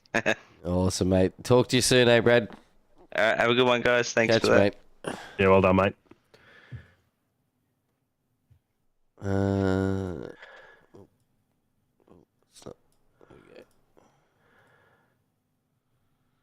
Cowie, mate, well done on your race win. Definitely one of the fastest cars out there all night. Definitely proved that in qualifying and top 10 shootout. Tell us about the race, mate. How was it? Oh, it's as much of a shock to me. I was don't really consider Spa one of my better tracks, but I got into the groove tonight and it seemed to work, you know. So yeah, it was good. That first stint, my teammate Travis got in front of Bradley there, and I was able to sort of play around with a 2 or 3 second cushion and try a bit of fuel saving. Because when I calculated the race, I thought we were going to do 30 laps, and we'd have to do a splash for like 2 laps of fuel. So I'm thinking, it's the fuel savings on the card. But then as we got into the race, I realised we weren't going to go that long, so I could then push. But that sort of, well, I think going into the pits in my first pit stop, I broke too early, way too early, and that sort of gave Brad enough chance to come out in front of me. So we had an awesome battle with him there for a while. Oh, that was really good fun. Yeah, we saw you run a lap longer than pretty much most of the field in that first stint, and then I was sort of speculating maybe you might sit behind Brad for a bit and just use him as a bit of to punch the air in front, and you could do a little bit of save with a bit of slipstream and try and extend out, try and compound his 1 lap short on your first stint, try and make it work. But it was a good little battle. It was sort of more about trying to maybe see if I could go an extra lap again in the next stint or whatever and be a lap or 2 fresher tyres at the end is what I was after. But Brad was quick coming out of a Radeon and quick out on the back straight as well on that entry. So it was hard to get a run on him, and it was sort of only towards the end when his tyres were going away, because I pushed him fairly hard there for a few laps and he just slid wide and I was able to get him. So yeah, and then you had... You go. Sorry. Nah, sorry, man. I was just going to say, yeah, you had the 2 laps or so better on that through that middle stint, and then you managed to get the short fill and jump him by 2 seconds or so coming out of the pits, and then you just controlled it from there. Was that sort of reassuring to know that you had a good cushion towards the end? Yeah, I think either he picked up a slowdown or he made a mistake because he was only a couple of seconds behind me, and then I looked back and I couldn't see him in my mirrors, and he was about three or 4 seconds behind me on the relative. Yeah. And then he pitted, and I thought, okay, that's probably going to give me enough to go 2 laps longer. And just make sure I had fresher tyres at the end, because the thing about this track is it chews tyres. By the end you're starting to skate around a bit at the end of your stints. Yeah, we definitely saw that with some of the drivers. Yeah, it was a good race though from you, nice and calm and composed throughout most of it. And we just had on the stream then the replay of you and him going into Lake Coombe side by side, and you managed to just hang it around the outside, and that got your teammate through. So that was kind of helpful, I suppose. But yeah, look, I saw him go up the outside there, and I thought I could maybe hang him out to dry a little bit for my teammate, and that seemed to work there. So that might have been a little bit intentional there. But but yeah, look, towards the end, it was just a matter of trying to look after those tyres. As I said, it's a big advantage around here when you've got grip, and the guy behind chasing you, Brad he said he chewed up his tyres in that second stint trying to catch me, or trying to stay in front of me, and that was got the mistake in the end. Yeah, well, it worked out in your favour, mate. So well done, race win. Who do you want to thank? Yeah, well, I'll certainly take that. The Performance Sim Racing boys have been doing a bit. They did a lot more practice than me this weekend, and Travis and Jerry and Reese. Unfortunately, Reese couldn't be here tonight because he's working, but I think he'll be here next week. But yeah, no, great to drive with the boys, and our major sponsor, Toyo Sims. So if you're in the market for a new direct drive wheel and pedal, you can use our code PSR5OFF and get a good deal. Also, West End Motor Group, Too Easy Finance, Track Racer, my own music business, Cowie Music. If you're in the Brisbane, Queensland area and you're looking for a muso, hit me up. Got a duo cranking now as well. Night Rider Designs for the great paint, and hashtag Talk to Me Bro for all those social things, boys. If you need to talk to someone, there's plenty of people out there that are happy to listen. Yeah, awesome. Well done, mate. Great cause that. Talk to me, bro. But yeah, well done, mate. Hashtag Talk to Me Bro. Hashtag Talk to Me Bro. Hashtag Talk to Me Bro. Yep. Great cause. And yeah, it's definitely out there for any of you lads in the audience who need to talk to someone. Well, it's one of those things, hashtag. Man. We don't talk enough, We need to talk to our mates and that. And, you can't let life get you down. There's plenty of people out there that are happy to, lend an ear and help. Absolutely, mate. Absolutely. Well, well done, mate. Do you like Sebring? I don't mind it. Hopefully I can have a better run than last year when my first race win got taken away from me there. So we'll have to see if I can avoid, crossing and blocking people into the last corner, maybe. Well, you're on the winners. You're on the winners list to start Simrig's V8 Supercars AM for Season 2 2023. So well done, mate. Celebrate this and have some fun. Thanks, man. Take it easy. And yeah, congratulations on the call, boys, too. Thanks, mate. Thank you. Cheers. All right, Preech. That will wind up the end of our broadcast for Season 2 of 2023 is Simrig's V8 Supercars Amateur Series here at Spa tonight. I hope you have all enjoyed the broadcast as much as I have had the pleasure of broadcasting it for you. I don't know where I was going with that, but I've also had the pleasure of commentating it with you and for you, everyone. Yeah, it's been great having you on board, mate. This could be the usual Tuesday night crew that you will all get to know and love, I'm sure. And I was going to say something. I think I was going to shout out sponsors. I was just going to say thanks to all the sponsors, especially Simrigs, Dragon RC, who are our main 2 sponsors for the V8 Supercars. Thanks for everybody for joining us in the chat out there and having a chat with us and making sure to hit the like button. And also thanks for all our drivers for turning up on track and putting on this awesome show, because of course without our drivers there would be no show, there would be no race. So huge shout out to everyone for being involved and the utmost support that you guys keep giving for us all here at Sim Racing World TV. Get subscribed and hit that notification bell, because tomorrow night there is the double header with our new producer Hamish jumping on board tomorrow night for the TCR and Formula 3 double header. That is going to be an absolute cracker. So stay safe, race hard, and we will see you again very soon. Catch everyone.